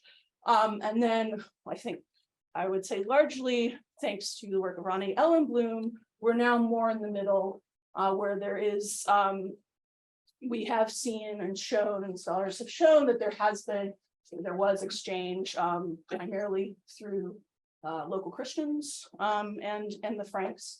So there is a possibility for seeing that. My work is on Muslims in the Latin Kingdom, and sort of trying to situate them in the Crusader context. So one of my goals in my hopefully not too distant future published book is to show that Muslims were also important in sort of the cultural landscape of the Latin Kingdom, and vice versa, that the Latin Kingdom was important to the cultural landscape of the Levant. So this is a bit of an uphill battle, and maybe a lot of people won't agree with me. So that's what I'm going to be talking about. I'm looking specifically at literature. This is coming from one of my chapters, focusing on literature as a potential source of shared culture. I'll be looking at poetry that dates from the 12th and the 13th century in the first part. In the second part, we'll be talking about letters from the 1260s and 1270s. And I'll be sort of advancing an argument that maybe we could see that there was a shared culture of competition, in the literature. Okay. Get this, there we go. All right. So I'm also going to talk a little bit about some of the theory and the influences that I found particularly useful. So the idea of a shared literary culture between Latin Christians, Muslims, and Jews is not new by any means. The recent work of Samuel England, whose book cover you can see here on the slide, who is a scholar of Arabic literature, is something that I've found to be particularly useful in thinking about the context of Latin East. In his book, he kind of directs our attention to a shared literary culture of competition in Mediterranean courts. And so I think it's a useful model, and so I'm going to talk about it. Although, you know, medieval Franks and Muslims are so often studied together in the context of violent competition, obviously military encounter. England examines how competition played out in the courts in the far less violent field of poetry and belles lettres. So tracing how courtly elites from Abbasid Baghdad across the Mediterranean to late medieval Italy, he sort of shows how these courts used poetic competition and competitive imagery, particularly of the Crusades.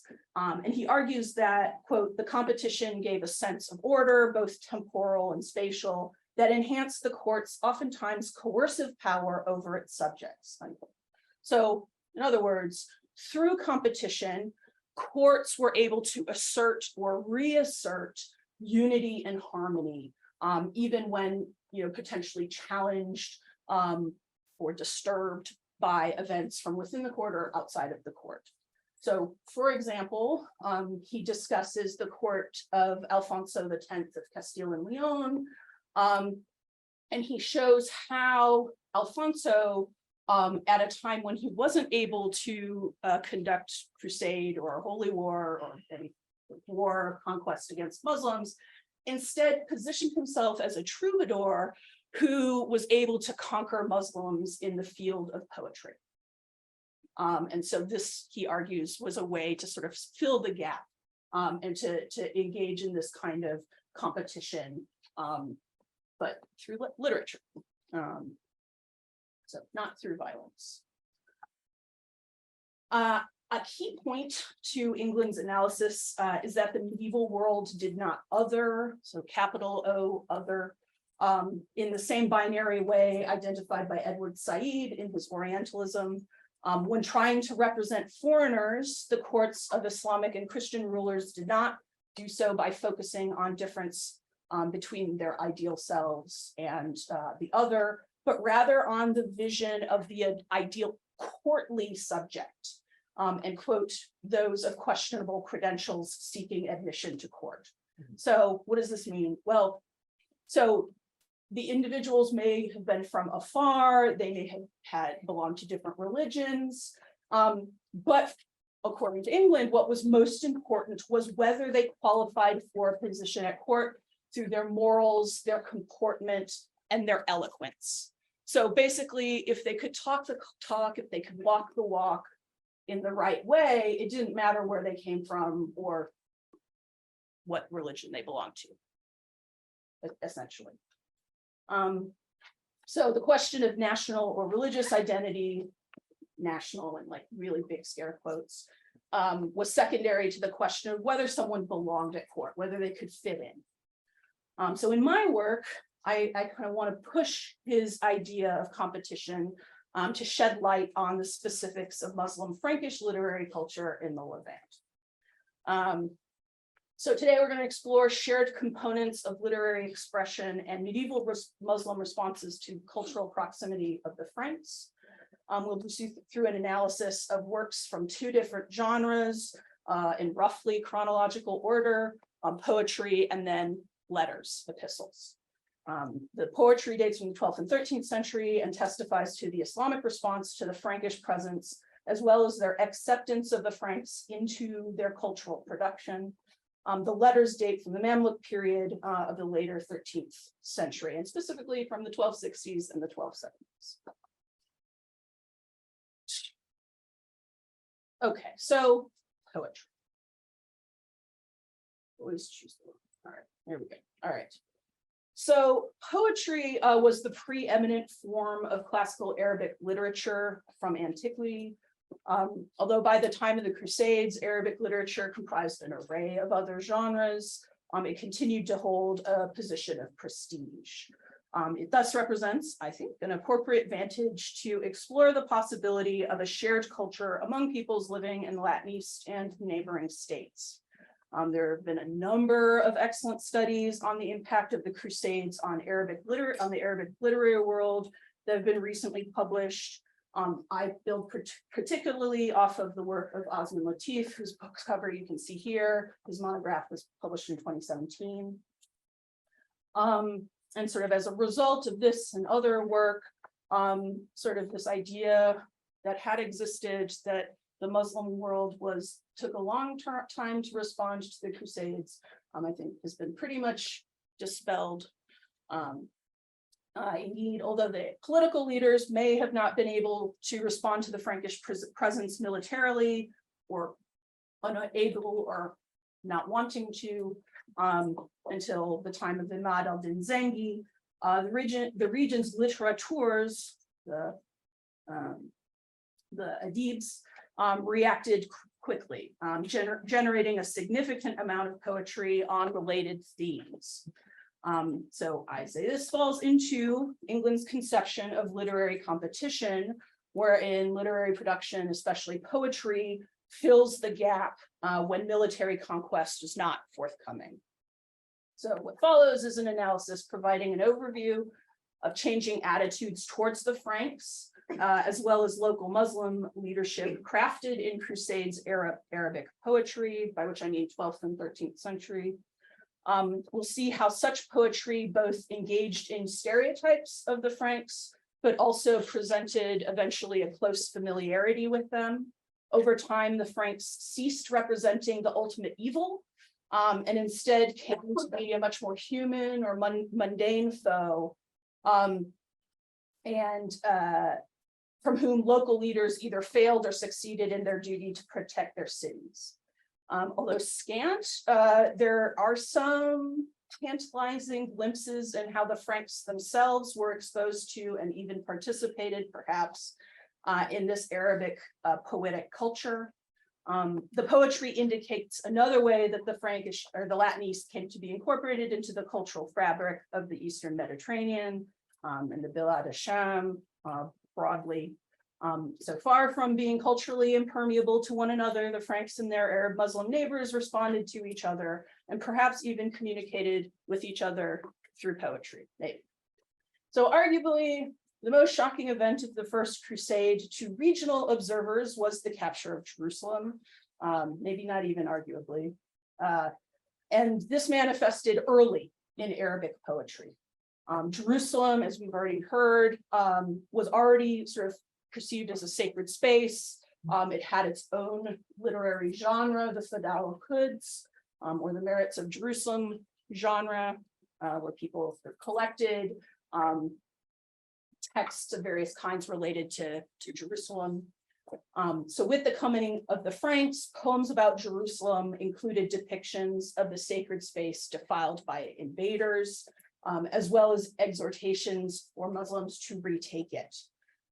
Nizar Hermez, in his analysis of Arabic literary conceptions of the European other from the 9th to 12th centuries, sees the poetry that engaged with the Crusades as having developed out of the earlier genre of works about battle with the Byzantines along the frontier. And this was a genre called Rumiyat, or poems about the Byzantines, who are known as El-Rum. So one example, all right, I'm gonna do some poetry here. One example of an early response was written by a Syrian poet called Ibn al-Hayat, who died in 1120. And this is translated by Hermez. And I'll say that I have a little note on the bottom for the translations. If there isn't a note, then it's mine, and you'll probably see a difference in quality. So this poem goes, "For how long will you stay unmoved while the infidels are streaming as a tide, as massive as an ocean wide? Huge armies like collapsing mountains are moving from the Frankish side." He put some rhyme in here. "For how long will you accept oppression, overlooking those whose currency is war? You sleep in comfort, ignore the foe in times of sorrow and tinged with woe. The infidels do not forbid vice, nor do they set a limit to what is wrong. When killing, they do not spare a soul, nor do they show mercy at all." So we see here the poet criticizing his audience, who are the political leaders of Syria, for their inaction against the Franks and shaming them in the face of Frankish barbarity and vice.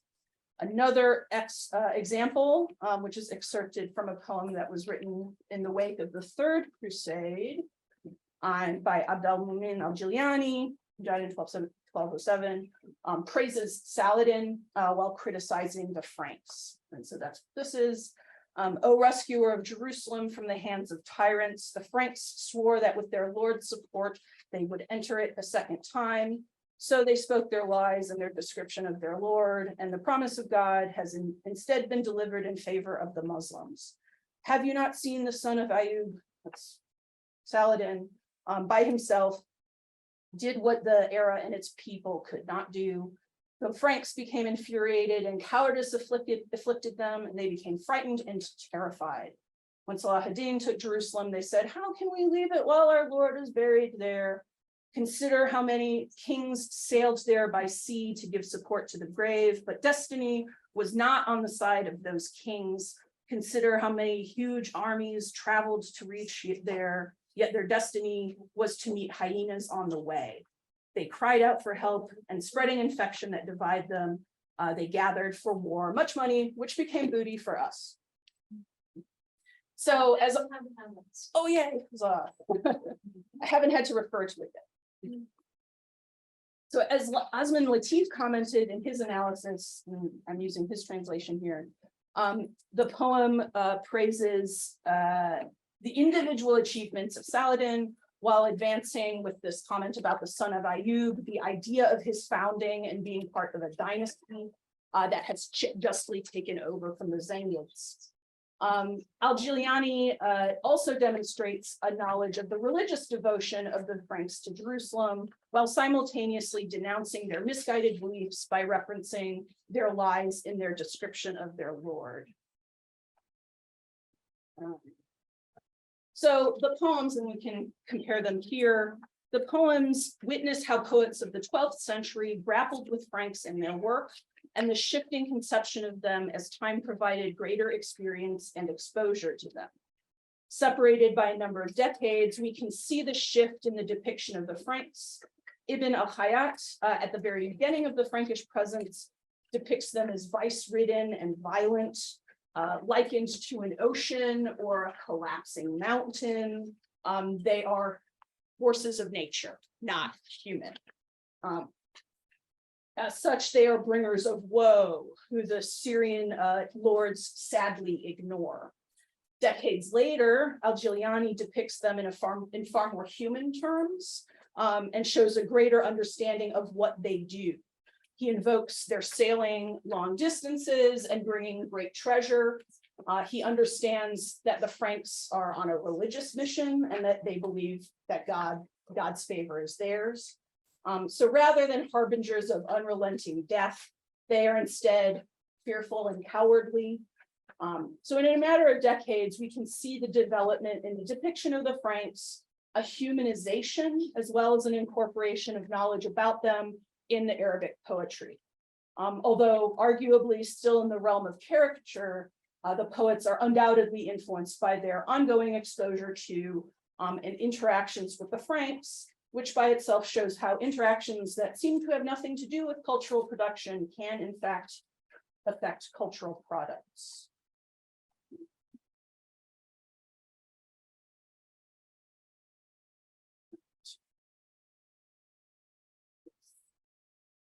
For time, I skipped a lot of stuff. Okay, so victory against the Franks continued to be an important element of poetry, praising leaders in the 13th century. Indeed, the reign of Baibars provided ample opportunity for poets to write poems of praise as he systematically whittled away the Frankish states and Cilician Armenia.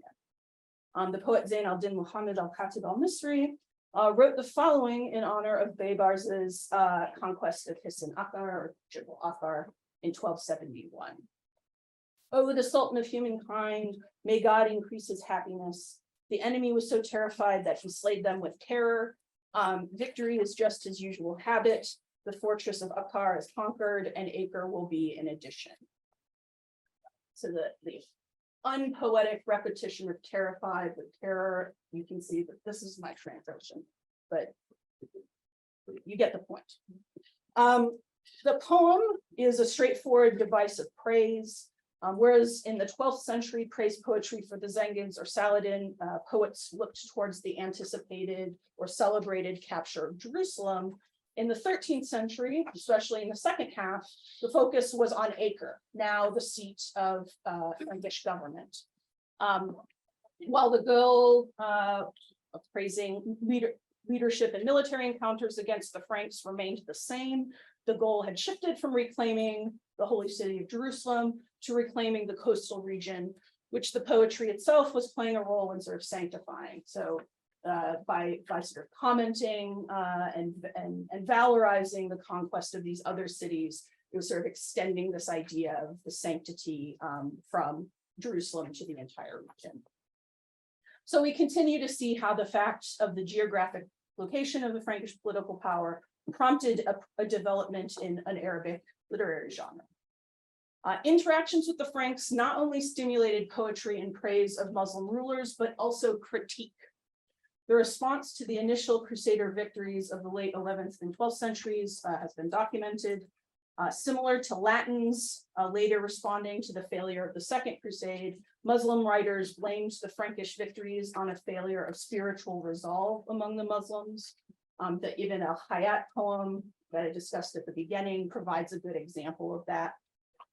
The Franks won because God was punishing them, just as was the case with the Byzantines and the Umayyad before them. In the 13th century, the Ayyubid actions around Jerusalem invited further rebuke. So the Ayyubids at one point destroy the walls and then invite the Khwarezmians into Syria. So I'm going to talk about the Khwarezmians. So after the Khwarezmians attacked Jerusalem in 1244, there was an outpouring of grief, although this time the blame was pointed, and the Franks occupied a different position than before. From Ibn al-Adim's biographical dictionary, we learn about Ismail bin Muhammad al-Maghrebi, who was the author's friend and served as the Imam at the Dome of the Rock until 1244, when the post was given to someone else. From his biography, we learn about some interesting behaviors in the face of political change. Ismail seems to have stayed in the city throughout the period of shifting control between the Franks and the Ayyubids, eventually dying there in 1258. When the Khwarezmian Turks took Jerusalem in 1244, driving the Franks out for good, there followed a massive destruction of the city. And in his sadness, Ismail wrote the following verses displayed publicly on the walls of the Church of Mount Zion. So his is on the left here. They are the dwelling places, so stop in their empty space. Let it not distress you, even though they be bare of ornament. Ask the raindrops to water it, and kiss a mound over the earth of which the Lady of the Mole had dragged her skirts. This poem, commenting on loss and the passage of time, remained written on the walls of the church until a later Damascene poet named Najm al-Din al-Shadbani saw them and added another line, and this is the line on the right. It has been obliterated, but there has not been effaced from my heart its admiring love for their original inhabitants. They are the basis of my torment. So the poems together place the Franks in an entirely new position vis-a-vis Jerusalem and the poets themselves. Although the date of al-Shaybani's visit to Jerusalem is unknown, his couplet, along with those of Ismail, suggest a regret for the Khwarezmian destruction and a longing for a time prior to it. Rather than rejoicing in the restoration of complete Muslim control of the city, such as the city was, they instead focus on the destroyed state. The Franks and their now broken monuments are part of this nostalgia. Ismail's verses have him resigning himself to its current aesthetic. The references to empty space and lack of adornment point perhaps to the razing of the walls and buildings and the destruction of architectural elements. We know that the Khwarezmians destroyed the tombs of the Frankish kings in the Church of the Holy Sepulchre, so it's not unimaginable that other Frankish or Christian monuments suffered similar fates. And here I have a confession, and maybe I can get some help. The reference to the Lady of the Mole is obscure to me, and so I don't know what to do with that.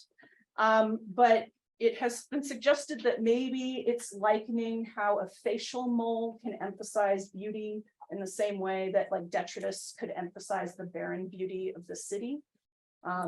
But anybody knows Lady of the Mole? What's the Arabic term? I don't have it off the top of my head. Yeah, but I think it's literal. I think when I was looking at it,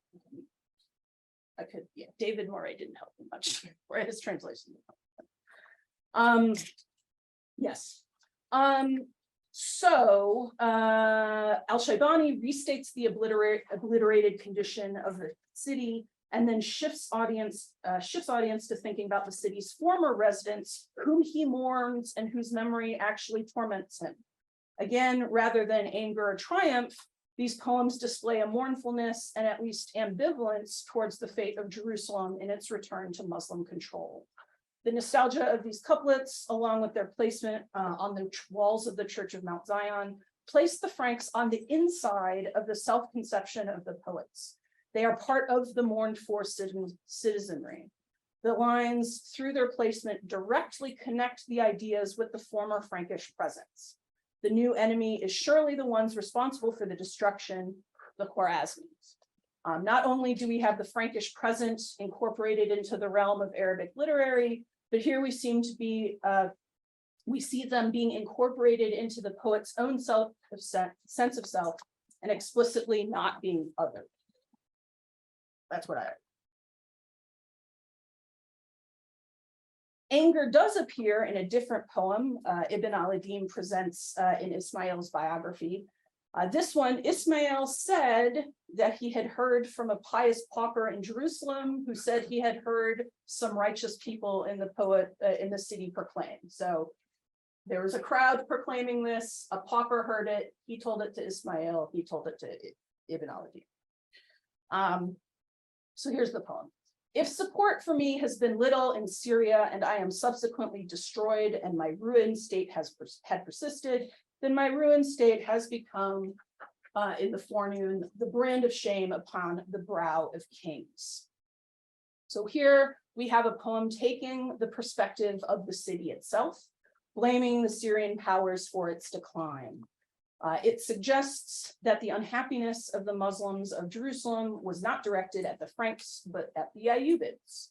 Moreover, this anger was not specifically because they exchanged control of the city for a political alliance with the Franks, but rather at their inviting into the country and then allowing the Khwarezmian Turks, their ostensible co-religionists, to destroy the city.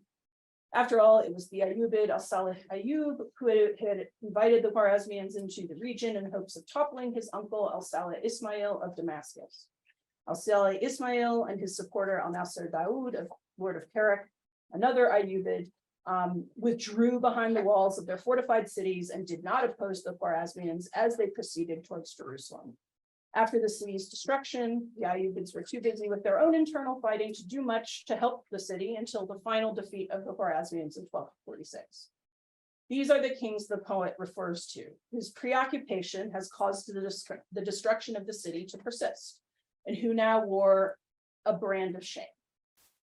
In this poem, we can see Ismail, or the anonymous people of Jerusalem, going even further in the reconceptualization of identities. He even more explicitly shifts the idea of the other onto members of his own group in one way, that is to say, the Muslim Ayyubid leadership. Jerusalem does not complain about the Franks or any other members of her populace, but rather the lack of support from Syria. The Franks, again, are part of the in-group rather than the out-group. For a poet to take this stance is significant in that it reveals the extent to which our idea of a permanent us-them dichotomy between Syrian Muslims and Franks is erroneous. While the binary did exist in poetry, it didn't always. And Arabic poets could and did shift their self-conceptualization depending on the given context. So far, the discussion has focused on the impact of the Frankish presence on Arabic poetry. But what about the impact of Arabic poetry on the Franks? The evidence is sparse. And that is a refrain I often have. But there is some which indicates that the Franks might have consumed Arabic poetry and even maybe patronized its creation.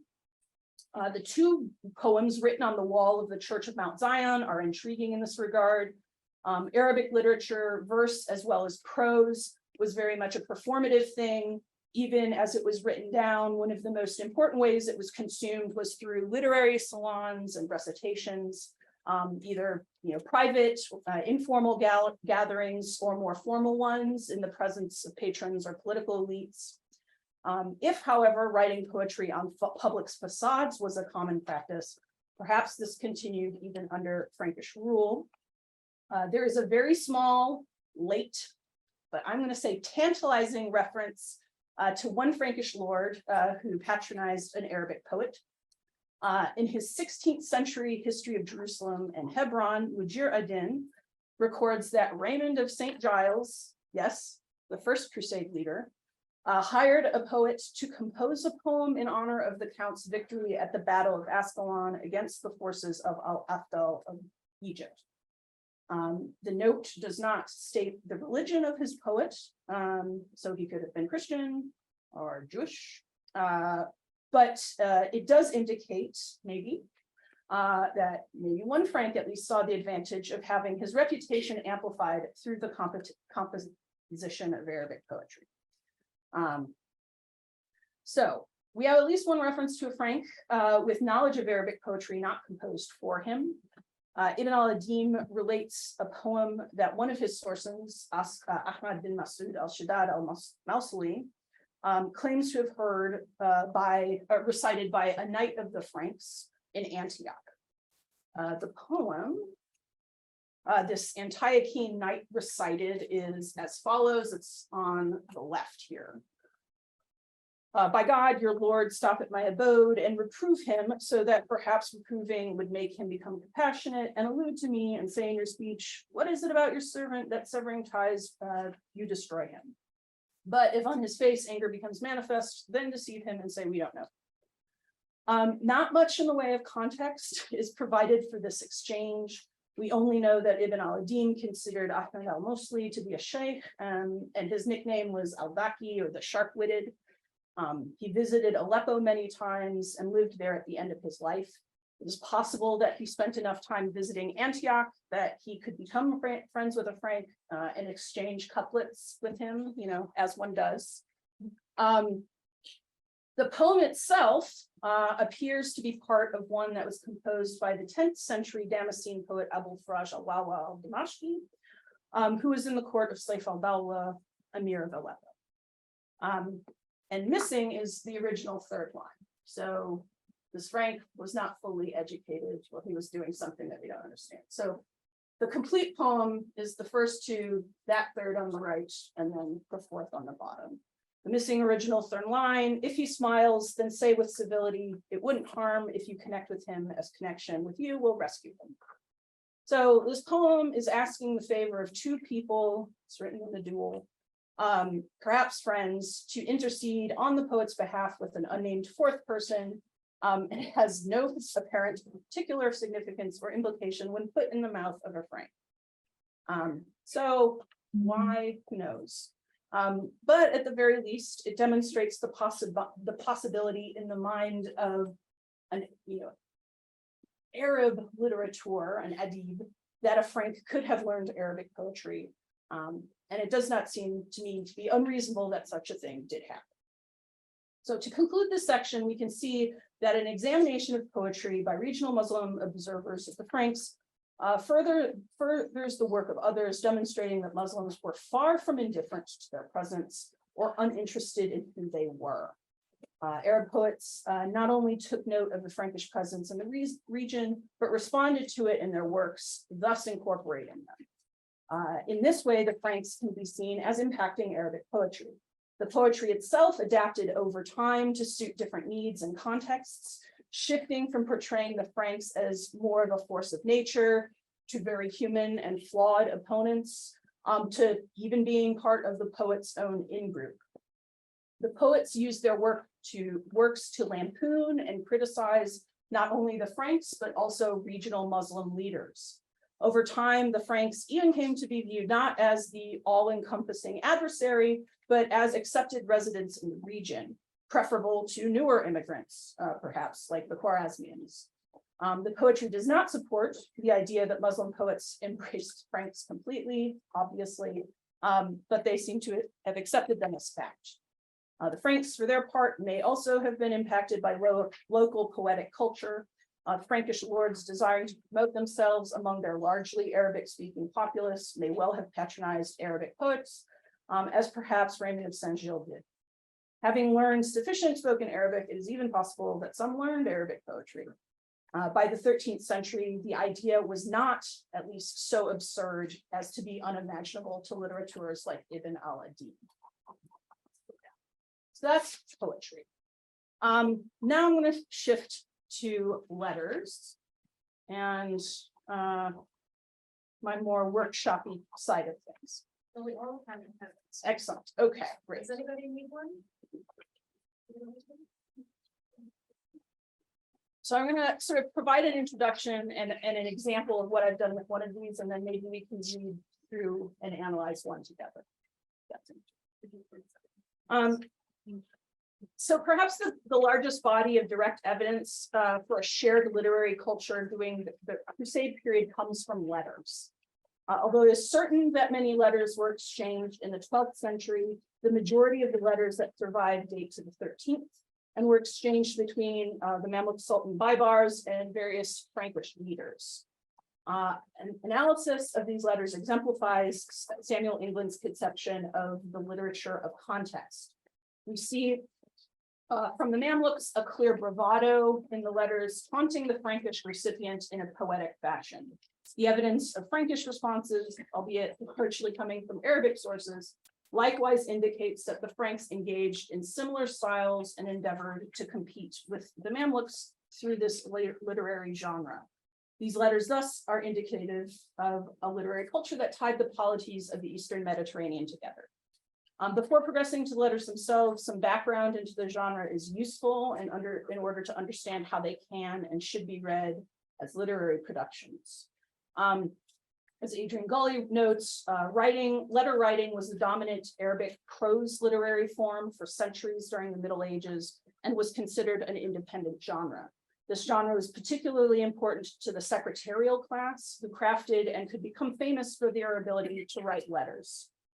Contemporary theories about proper letter writing between medieval Latin and Arabic traditions are comparable, both inheriting a lot from the Greco-Roman tradition and sharing similar structural format requirements. Theorists in both traditions read Aristotle and were into him. So this is a pretty sort of commonality in both traditions. But an important difference perhaps was the purpose. While medieval Latin letter writing inherited the idea that the purpose was to persuade, Gully argues that Arabic epistolary style was driven much more by stylistic and aesthetic consideration and appreciation. The letter should demonstrate the power of the writer or the sender's position in terms of the hierarchical relationship between the sender and the addressee, rather than persuade. It's there to sort of reinforce the social hierarchy. For some, the ideal letter would be unified, focused on a single theme, and with an introduction that could be placed at the conclusion without impacting the meaning of the text.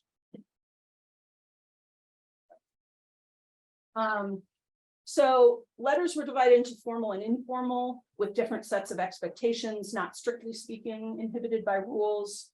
For our purposes, we will assume that the surviving letters to Franks were considered to be formal, as they all can touch upon military and diplomatic issues. Those who wrote about epistolary formulae tended to focus much more on the introduction and the body than the conclusion, but the general format of a letter to a sovereign would go as follows, just what's up there. An introduction, which would start with the royal insignia, the titles of the sender, and appropriate prayers to God on his behalf, the identity of the addressee, including his titles, and ending with or her titles in our case, and ending with a salutation that establishes the subject of the letter. That's the first part, does a lot. The body, which first outlines the reasons for the letter and then proposes a solution. And then finally, the end, which would include the date maybe, and final greetings and prayers for the recipient. But basically it's sort of supposed to mirror much of the introduction. As outlined by Gully, the literary critic, Dia al-Din ibn al-Athir, who is the younger brother of the historian Izz al-Din, so you know Ibn al-Athir's Tariq, this is his younger brother, proposed that formal letters were supposed to have 5 essential characteristics. One, the opening part of the letter should be elegant and original. The salutation and the invocation, also at the beginning, should be derived from the theme of the letter. The author should move from one idea to another in a way that connects them together. This is feedback I give to my students all the time. Sounds like the very good point. Transition. Expression in the letter should not be common, so it should be eloquent. And the letter should contain at least one rhetorical concept from either the Quran or the Hadith. So as we'll see, the extant letters from the Mamluk court to the Franks included many, if not all, of these characteristics. Letters were also supposed to reflect the status of the sender and the recipient, which in some respects shaped the format as well as the language. So we have Al-Kashandi, who preserved a number of treaties between the Mamluks and the Franks in his treatise on bureaucratic procedure and writing. And he also covered letters as part of this. So it's a big old book about how to do diplomatic correspondence and bureaucracy. So he noted that the layout of letters should differ for letters addressed to non-Muslims, such as Byzantines, Georgians, Jews, and of course the Franks. The letters should not begin with the official royal insignia, but with a note written from the secretary. So as we'll see, the letters that survive tend to begin abruptly, but do involve the usual invocation of God's help or a blessing upon the recipient. The rank of the recipient also determined whether the letter was written in sage, which is a rhyming prose. Great kings who would be able to appreciate literary eloquence merited sage, whereas lesser kings and rulers did not. And so again, I find this tying into Samuel England's sort of idea of courtly belonging, that you belonged if you could understand and participate in this culture. And I think that this idea sort of is very much part of that.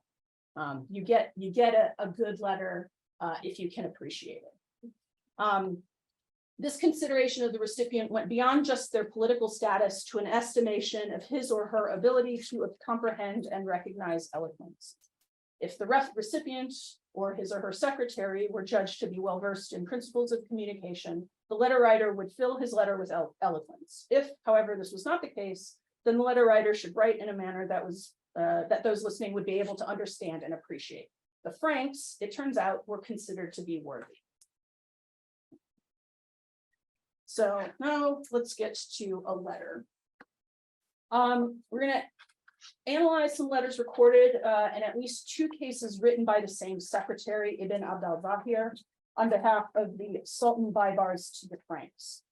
This analysis will show the ways in which the Franks were folded into epistolary culture and were participants in a literary context of letters. Unfortunately, we do not have letters from the Franks to the Ayyubids or the Mamluks, but we do have a few indications of what they said, which do suggest that there was this exchange. The four letters under consideration that are in your handout were written between 1268 and 1271 and informed the Frankish leaders of losses inflicted upon them by Baibars. Ibn Abd al-Zahir tells us that he wrote two of these himself, a letter sent to Bohemond VI about the conquest of Antioch in 1268, and a letter sent to King Hugh of Cyprus and Jerusalem in 1271 about the capture of Montfort Castle. The other two are both also from 1271, one sent to Hugh Revel, master of the Hospitallers, regarding the conquest of Tractor Chevalier, and the other one sent to Bohemond VI about the conquest of Gibraltar. We're not going to have time to get to all of these, but you know, you have them. You can use them as you wish. The letters are preserved in the narrative history of Ibn Abd al-Zahir and also appear in later histories, almost verbatim, of Baibars al-Mansuri and Ibn al-Farrat. So the English is actually translation of Ibn al-Farrat. There are some parts that are missing, but I didn't have time to do my own English translation, so you're getting that for ease. And I will point out the places that are the things that he cut out, but that are in the original. Yes. Okay. And there are various lengths, and it's likely that they're not, all of them are not whole, that some of them are excerpted, given like one of them is in paragraphs. By far the longest at 4 pages in the current edition is the letter of Bohemond VI, informing him in detail about the capture of Antioch, which is number 1. In compliance with the rules for letters to non-Muslims, the opening address is brief and without the Sultan's insignia. It does, however, provide expansive titles for Bohemond, who is addressed as, and this is in the original and not in your translation, His Majesty the Count, the Revered, the Enhanced, the Gallant, the Courageous, Lion, Pride of the Christian Nation, Chief of the Crusader Sect, Great of the Nation of Jesus, Bohemond. Okay, so this is my translation of Ibn al-Zahir. It's not in your English. Other letters don't get these, so you'll see in number 4, King Hugh is just called King Hugh of Lucy. All of these were written in Sage and exemplify a high literary skill. So the letter regarding the capture of Antioch after the list of titles, Bohemond is informed that his titles have changed from that of a prince to a count due to the conquest of Antioch. Baibars and his staff secretaries were clearly aware that the title of prince was tied to the lordship of Antioch, whereas the lordship of Tripoli was merely a county, despite these titles being foreign imports from Europe. So count, prince, not really meaningful, but he obviously understood that it was meaningful to the Franks. The clever turn of phrase, relishing in Bohemond's reduced status, exemplifies the desired need for originality and unity in epistles. As part of the address, it immediately identifies the theme of the letter, conquest and loss, the events and sequence which the body of the letter explain in detail. Is thus following the elements of high epistolary style. Yes, so that's lost. Oh, not Christ, Prince. That's my typo. Prince to that. The opening section, in addition to being rhymed, is written in a poetically stylized manner, further showing its literary value. Following the titles and the comment about his loss of status, the letter goes on to make a series of statements meant to underline the magnitude of Bohemond's loss and Baibars' victory.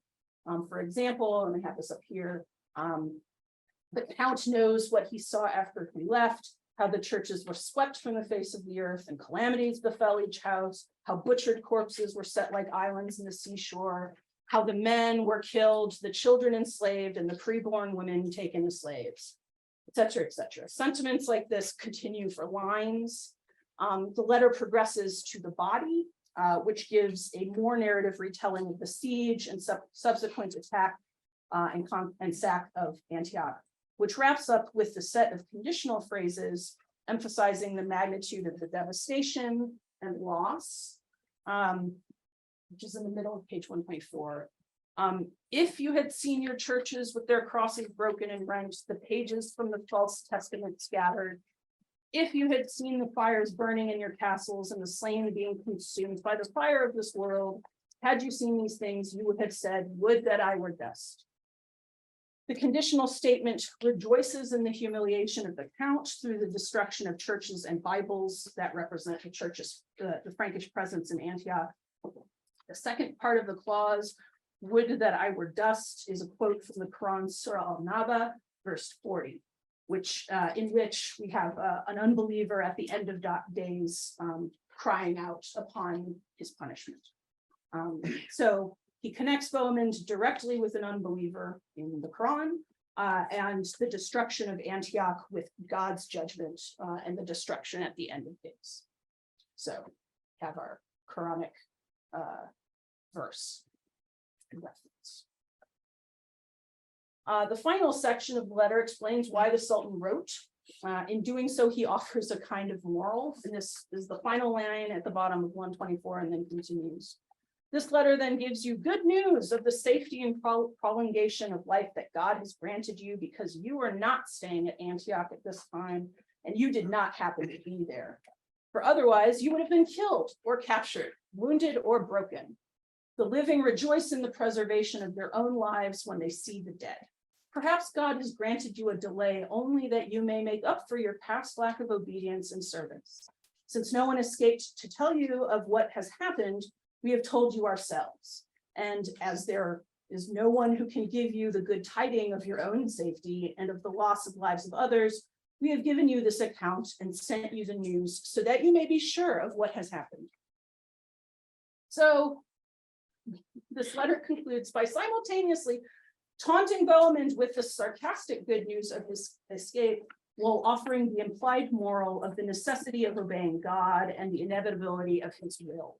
The paragraphs detailing the destruction of Antioch and the enslavement of its populace are hardly good news from the Frankish perspective. And yet the letter is framed as such. Behold, you're still alive. You could be dead. For both Baibars and Bohemond, as members of the military elite, the failure to participate in a battle, either won or lost, could hardly have been a good thing. Baibars almost offers a consolation by framing the loss as God's will, and yet it is Bohemond's failure to be obedient and serve that he attributes the loss to. He ends by returning to the idea of the totality of devastation that only he, the Sultan, could inform Bohemond of exactly how the conquest happened, since no one escaped. This returns the letter to the wish expressed at its very beginning in the invocation of God, following the address. May God inspire him to follow the right course, turn his purpose to good, and cause him to remember his admonition. So it's doing the full circle, which good letters are supposed to do. The letter as a whole then represents the ideal epistolary form as discussed by literary critics and shows how the Franks were fully incorporated into the system. As Gully discussed, not all letters produced by the Chancery merited literary eloquence, but this one to Bohemond, however, included Sage, smooth connection of parts, a chronic quotation, and a stylized unified idea. Thus, we have evidence that Frankish rulers such as Bohemond were seen as worthy recipients of epistles in their highest form. As such recipients, they were being marked as worthy members of literary competition described by England. These letters as a whole can be taken as a venue of that literary context, and this particular letter as an example of one side's folly against the other. So I know we have like 10 minutes. More like 7. Okay, 7. All right. So we'll do this really quick. So let's turn to number 4. And this is an example of a response. So there's an initiator, there's a first letter, and there's a response letter. This is a response. We learn actually from the same source, and I also kind of mark it, that originally the King Hugh wrote a letter to Baibars telling him that his massive fleet that he sent to Cyprus to attack it in 1271 was utterly destroyed and was a failure. And Baibars didn't reply for a little while until after he conquered Montfort Castle.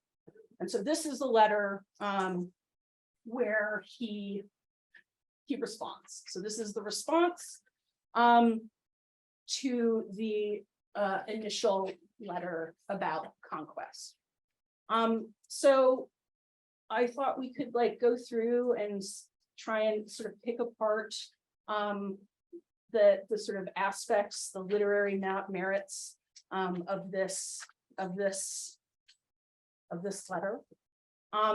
So the intro is very short. You sort of notice like what his sort of opening address is and what maybe the theme is of this letter.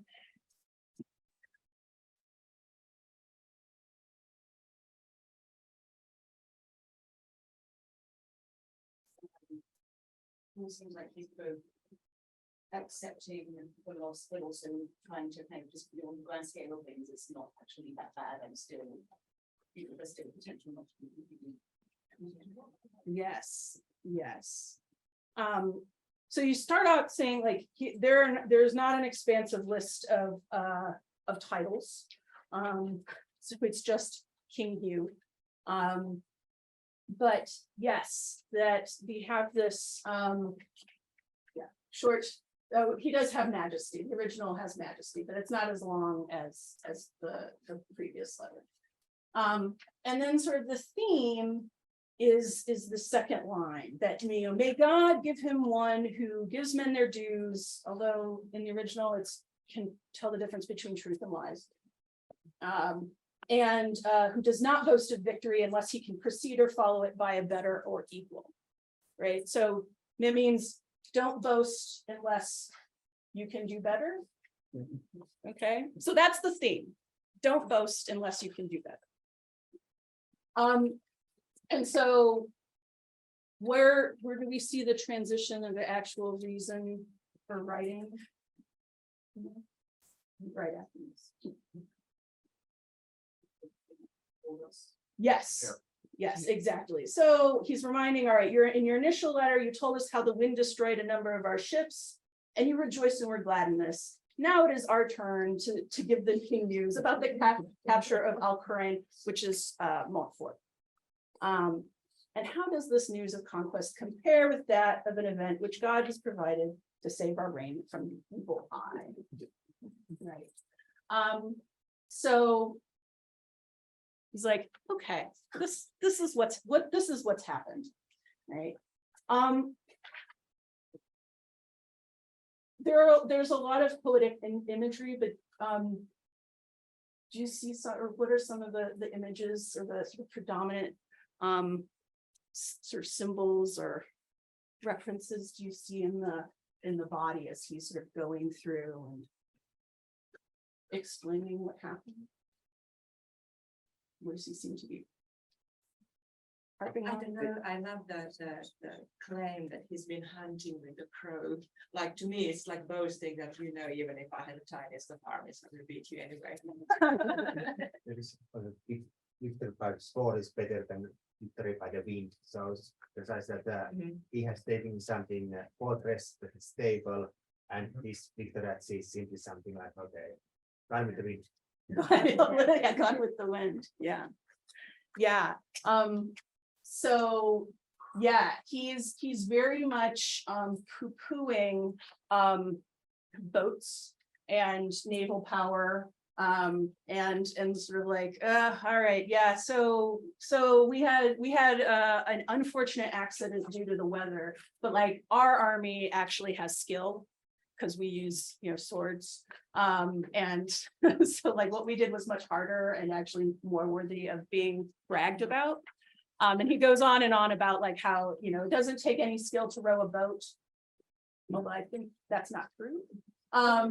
But you really do need to have skill to be a successful knight or a successful soldier. So he has a lot of that. And he continues this, we can replace our horses, or we can replace our ships really easily, no problem. But it takes a long time to build a castle. And then yes, this reference to the crow, it's actually a pun, because the word for crow is similar to a row of the word for a kind of ship. So he's like invoking this shared elite culture of hunting, which they definitely shared. Like that is something they had in common that bound them together. But he's like, yeah, man, you are like so excited about this naval victory, but like it was as if you're hunting with a crow, which is ridiculous, right? Come on. Like, whereas I have the best. So it's just sort of on and on and on, and I just love this letter because he's just like, just tearing him to pieces. And then at the end, like his final sentiment, which brings him back full circle: had the king been a man of calmness, he should have remained quiet and not spoken. Like that is a mic drop, right? Like, shut up. Put up or shut up. To be a little crude. And the others are similarly, I think, full of, I don't know, excitement and, I don't know, sarcasm and stuff. So anyway, I just wanted to promote. I think these are great sources, and I think everybody should use them. If you, anyway, that's the end. Thank you, everybody.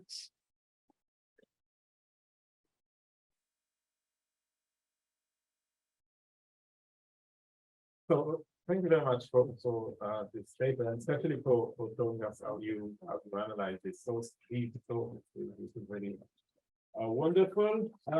Questions or comments?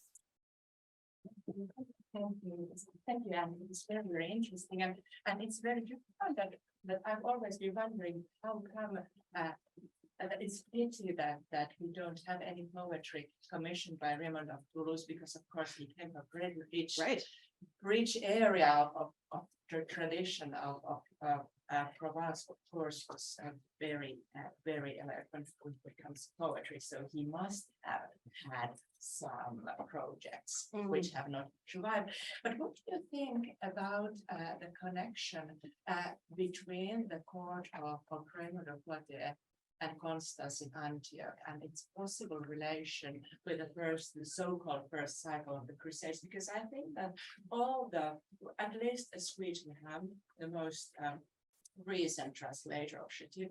And also I think Nelson and Dupac refer to the possibility that Chétive originated in a court of Antioch. And if this is true, of course, it's difficult to show because we have the first reverting only by Grand of Commission around 1180 that is really the case after Raymond has died. But if that's true, that would actually connect the whole cycle to a Crusader court. What's your idea? No, I mean, I think that's I haven't done a lot of work with that particular cycle, but I think that what's important is that, from my point of view, is that there is this growing acknowledgement that they had brains in the Latin East, that they weren't just there to fight and die, and that they were culturally engaged, and that they were looking to produce stuff of merit, and poetry and literature and whatnot. And I think that it's also very clear that they weren't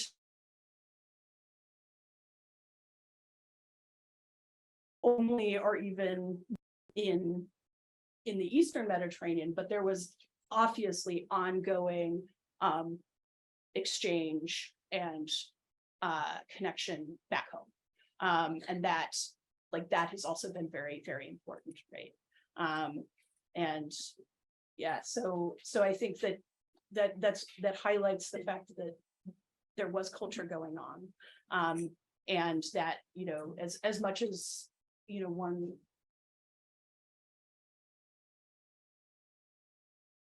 context, culturally it's circulating in a lot of worlds, and that France and elsewhere is also a very important piece of that sort of cycle of culture and influences and such. I don't know if that really addresses what you're asking me, but those are my thoughts. Yeah.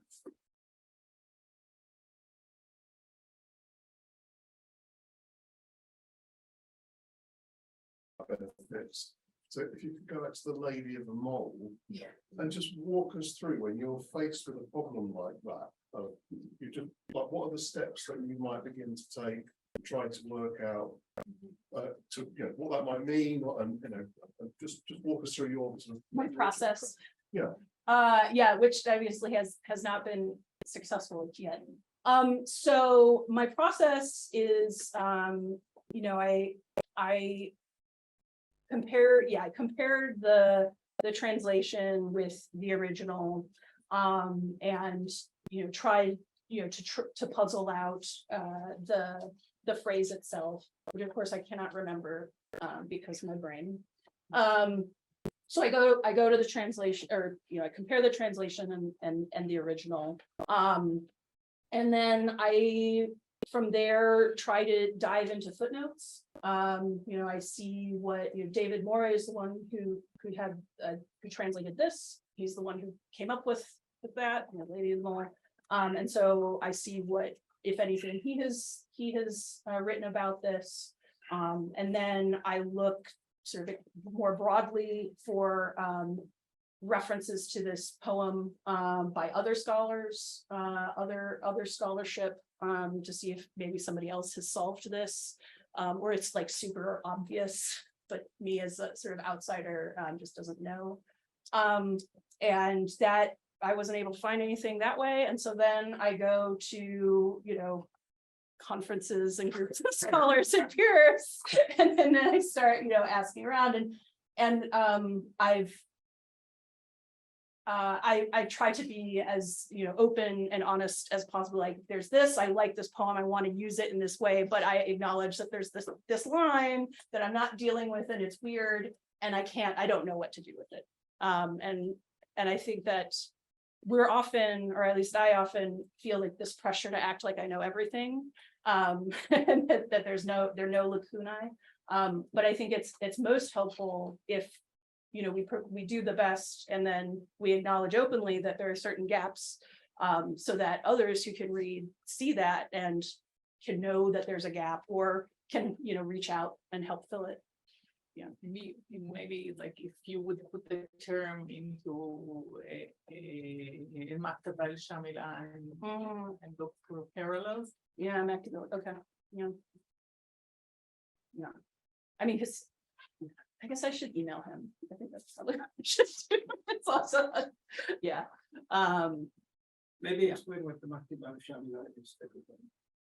So, Explain the. Okay. well, it's a database which really covers a very large part of the Arabic sources, and it's very, very useful. You can just either browse or search and very easily find the terms you're looking for, the subjects you're looking for. So you should really, anybody who reads Arabic should really become familiar with this database.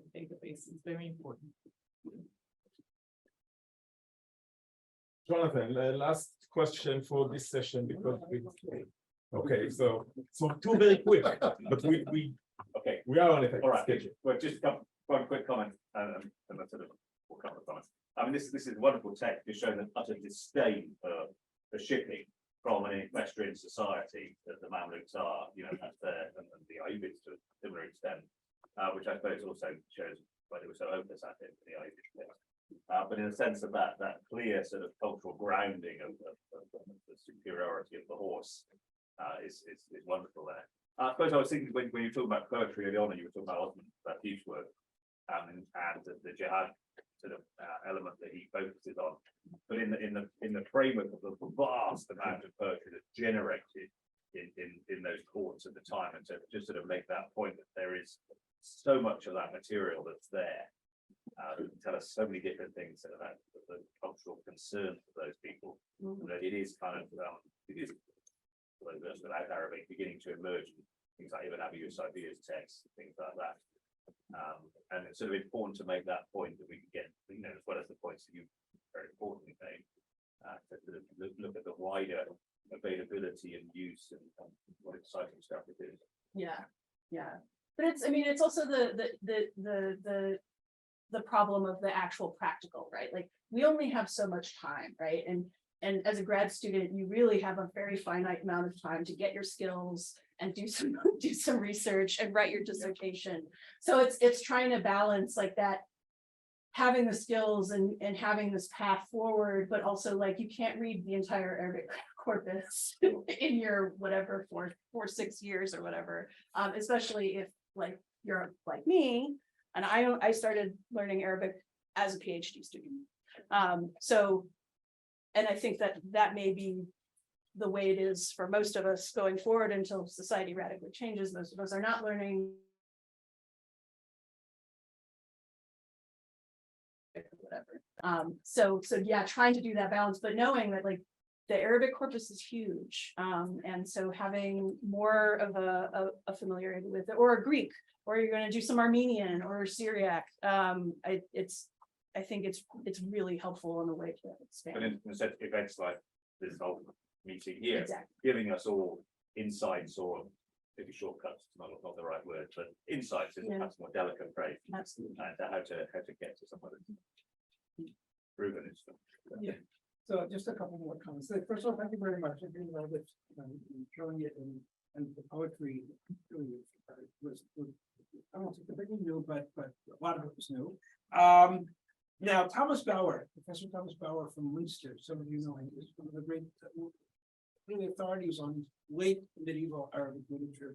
And has talked heavily about, first of all, how good this poetry is, because some purists don't think it's good poetry, because it's different from classical Arabic poetry. And so he's made the point that this is no less of quality than that. But he's talked about, again, the importance of poetry, both what the in historiography, what the historians write, their own poetry, or the poetry they quote. And that's, he said, really, if you really understand what they're trying to say, you have to read the poetry. And it's hard, because the poetry is hard, it's difficult. But it's there, and it's certainly a worthy goal. So that's number one. Number two, I think a comparative approach here. We heard yesterday about the importance of comparative approach.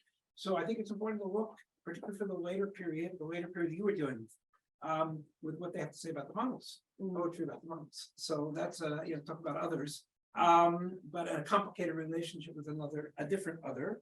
And then finally, if we're talking, then that brings us to the, of course, to the diplomatic material. Right. It's important to read if one is trying to get a handle on the diplomatic material vis-a-vis the Crusaders, the Franks, then one has to read also what they're writing with the Mongols, rule particularly of Iran, and there we have some of the original letters. In Arabic, so there we have seen some of the back and forth. I think personally that much of the impact is internal. I can imagine Baibars and who knew Arabic well, by the way. Many of them didn't know, many of the monks didn't know Arabic well. Baibars knew Arabic well, but I can imagine Baibars and gangs sitting around, and this is being read by Muhyiddin Ibn Abdul here, and they're laughing, having a good time, drinking their comments, and so I think part of it is also for internal consumption to strengthen our own morale vis-a-vis. This was a very embarrassing occasion, very embarrassing. It's a story that he's trying to get out of. But for example, so that's another point too. But thank you. Okay, so thank you all very much, and we're running to the Monastery of the Cross.